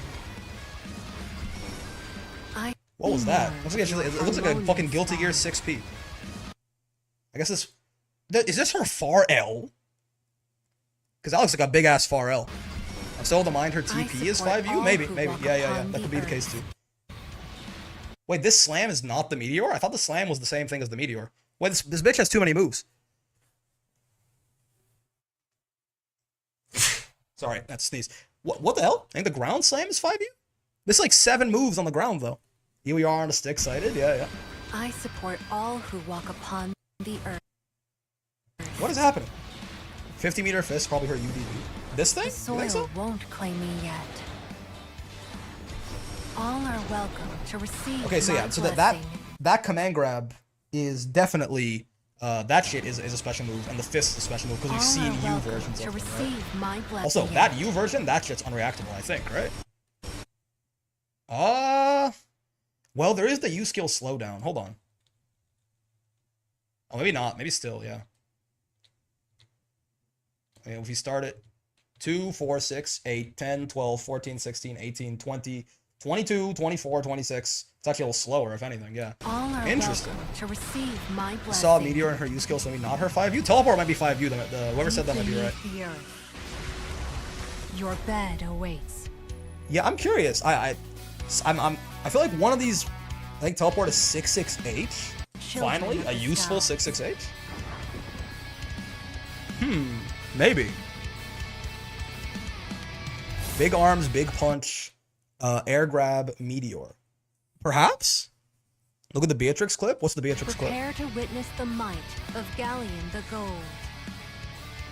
That's curious if you have a dash. I mean, apparently it would make from the now, gacha, from what I Singularity. understand, it'll make a lot of sense for her I to be shall embrace all 5U ground slam into all 668 that teleport you strike. are with open arms. The Beatrix clip's the one with walk Yui, upon right? the earth. I support all who walk upon the earth. Oh, I see The what you soil mean. won't claim me yet. Maybe it is 6, The or maybe soil it just won't has 4 momentum by default, I right? support all who walk upon the She has a earth. dash you see during the Catalina DP interaction. The soil won't claim me yet. Wait, people are saying she doesn't Veil of move ever. peace. Is this true?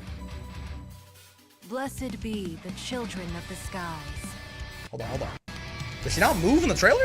Prepare to witness the She might. only has moves in what looks like command movement or while hitting. Galleon the Yes, we Gold. watched it back. Really? She never walks. That would be quite the downside. Come now, Singularity.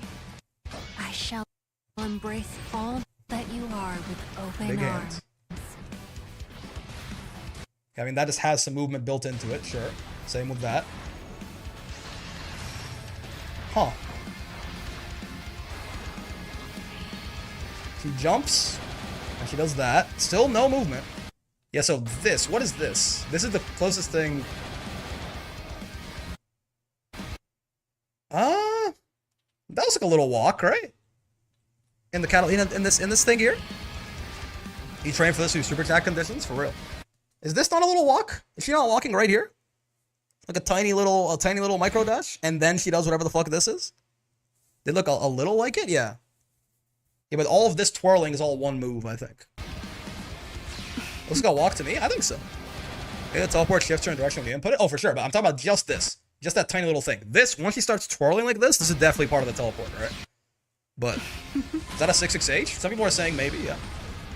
Hi guys, how they choose the characters in the gacha bring in Rising? Another question why I always hear that the game before was bad. How they choose them, it seems to be mostly off popularity. Like by and large, a lot of the most popular characters are the ones who get added. With some exceptions, like Sofon is still like Siete. He's probably the most popular character that's not in the game or in like upcoming in the season pass, right? As far as why you heard the game was bad before, I don't know that it was bad before, but definitely every patch has made it better, right? Definitely every patch has taken the game in a better and better direction. Watching such small lives working in unison is truly beautiful. Damn, did she not move except the one time? She does. Okay. I support like even the all who clips, walk it is always upon someone the coming to earth. her, huh? The soil won't If claim nothing me else, yet. like, even if she is literally mechanically capable All are of moving, welcome she sure does not do it a receive lot. my Huh? blessing. Deep beneath the earth. Yeah, like Your even if she bed can walk, like even if it's not like a literal mechanical restriction that she can't move, which would be pretty crazy if it was. But even if she can't, she certainly is like they certainly are making her seem incredibly stationary, right? So either her walk is like incredibly slow and she can't dash, or she like literally can't walk at all. I'm not sure. That's cool with me. It's a very interesting design. A character that can't really move is a really interesting design. If that's what they're going for, that's a very interesting design space, right? Like that, it really is. Like tower defense grappler, the grappler that forces you to come to her by zoning. I suppose. I feel like it's gotta be like she's gotta do something. Some of the mechanics, like some of the stats on these moves have to be crazy, right? Because like not moving is one of the biggest handicaps you could possibly imagine for a character, right? Like, or even if she can't dash in a game, even if she can walk but it's slow, right? But she can't dash in this game, that is a really big deal, right? So like she's got to be something about her's got to be pretty fucking nuts if they don't just want to release her as like a garbage character, which I doubt they do. Very interesting. That means she wouldn't have a 6XL if she can't dash. If we assume she can't dash, then definitely, yeah. I want to see what happens when Alita's anti-air grab collides with her dive kick grab. If her dive kick grab is a command grab, it should clash, and she'll like backflip off of her or something. She's like a set play grappler with limited mobility? Yeah, I guess. Pretty sure she can move. This is the purpose of like a nod to how she plays in the gacha. We'll see. We'll see. In many different ways, I think Galleon looks like she has a very interesting design space, right? Even if we completely ignore the part where like maybe she can't fucking move at all or something like that. So I'm very excited for that stream. I'm excited for next week when she comes out. I think she's looking like, she's a grappler. So for many reasons, I'm very excited. It looks like her only main command grab is reactable though. So I'm very curious. I don't know what this character is, and I wanna know more. I wanna find out more, and we're gonna find out in 5 days. So 2 big reasons for Brick to be excited. Fukuhara, swimsuit, Galleon, battle pass, costume on release, and my life is yours. Well, I got guys. Did you know the game is 61% off? You should buy the game and give Fukuhara all of your money for no reason in particular. You should buy the game right now. The game is 61% off, guys. It's such a good price. It's like $20 for like all the characters and all the DLC or something like that. You should buy the game, guys. It's such a good deal. You should buy the game. You should buy the game. Was that enough? Do you think that was enough? Fukuhara, please. My swimsuit, Galleon, battle pass, costume on release, and my life is yours. I'm on my hands and knees. You got me begging. You got me licking the floor, Fukuhara. Fukuhara, please. Her zoning would have to be insane for her not to be able to move. Yeah, I mean, even if she can move, but like she can only walk or something like that, that's pretty fucking. I'm curious. I'm very curious. But we'll see. Very interesting though. I'm very excited for that stream. In the meantime though, fellas, I guess I'm pretty happy they added Grand Blue on PS Plus, so I have more newbies like me instead of getting battered even at B rank. True. Always nice to get like this. I hope a lot of people like buy the game. It's always nice to have fresh blood, right? I think like there's a decent amount of like mid-rank players in Grand Blue, but like yeah, like if you're like trying to find like real honest to god homegrown B ranks, just like Mama used to make, I think that's certainly getting to be a bit tough these days. So I'm always glad to hear when like even one person comes in my chat and they're like, hey, like I bought the game. Like that's always fun for me. Even has a swimsuit in the gacha, please, Fukuhara. I'm begging you. I will. I'm begging. Do you want me to bark? Do you want me? Seriously? Is that what you want, Fukuhara? I will bark. I will bark, Fukuhara. Just tell me what you want and I'll do it. Okay? Tell me what you want. Tell me what you need, and I'll do whatever. I'm begging. I don't think they can get away with that easily. The swimsuit skin, bro. They got cock ring Belial in the game. Don't fuck with me. But yeah, this will be the next big thing. YouTube and Twitch, 11 p.m. May 26th. For now, though, fellas, that is gonna do it for the stream. Super exciting, right? Galleon, like lots of exciting stuff coming up. Galleon as a character looks super cool. Grappler, I did not expect that. I loved that. She's super cool. She's super hot. Super interesting. A ranked match rework coming with her. Maybe a balance patch. Maybe a big balance patch. We're not sure, right? I'm for many reasons, for 2 reasons, and then for many other reasons, I'm extremely excited for the Galleon patch. I hope you are too. That is gonna do it for today, though. Tomorrow is the open wall brawl, so if you're interested, be sure to sign up, come in, get your licks in while we probably don't talk about your match. I apologize. The wall brawls do just kind of end up being the brick rambling session, but I look at the screen every now and then. Okay, I look at the screen every now and then. Yeah, shout out to Roxas for winning the intermediate bracket once again. And I guess, yeah, we're going to find someone to raid right now on Twitch, and we'll end the stream on YouTube. I'm new to fighting games. Your corner offensive defense guide helped a lot with my learning. TY, Mr. Streamer. Oh, awesome. Thank you, Lopez. I'm very proud of that video. I think that's one of the better videos I've made so far in terms of just like, there's a lot of shit in there, and I think a lot of that shit is very good. So I'm glad to hear that it's still helping people. We talk about piss and vomit instead of the matches. That's right. We talk about piss because we're not allowed to actually piss. But yeah, fellas, hope you have a wonderful day. Good to be back streaming, man, too. I've missed this. Like, I took a 2-week vacation, but it was not from this. This shit's fun as hell. So yeah, I'll see you guys tomorrow for the open bracket. Goodbye, YouTube, and let's find someone to rate. Let us find someone.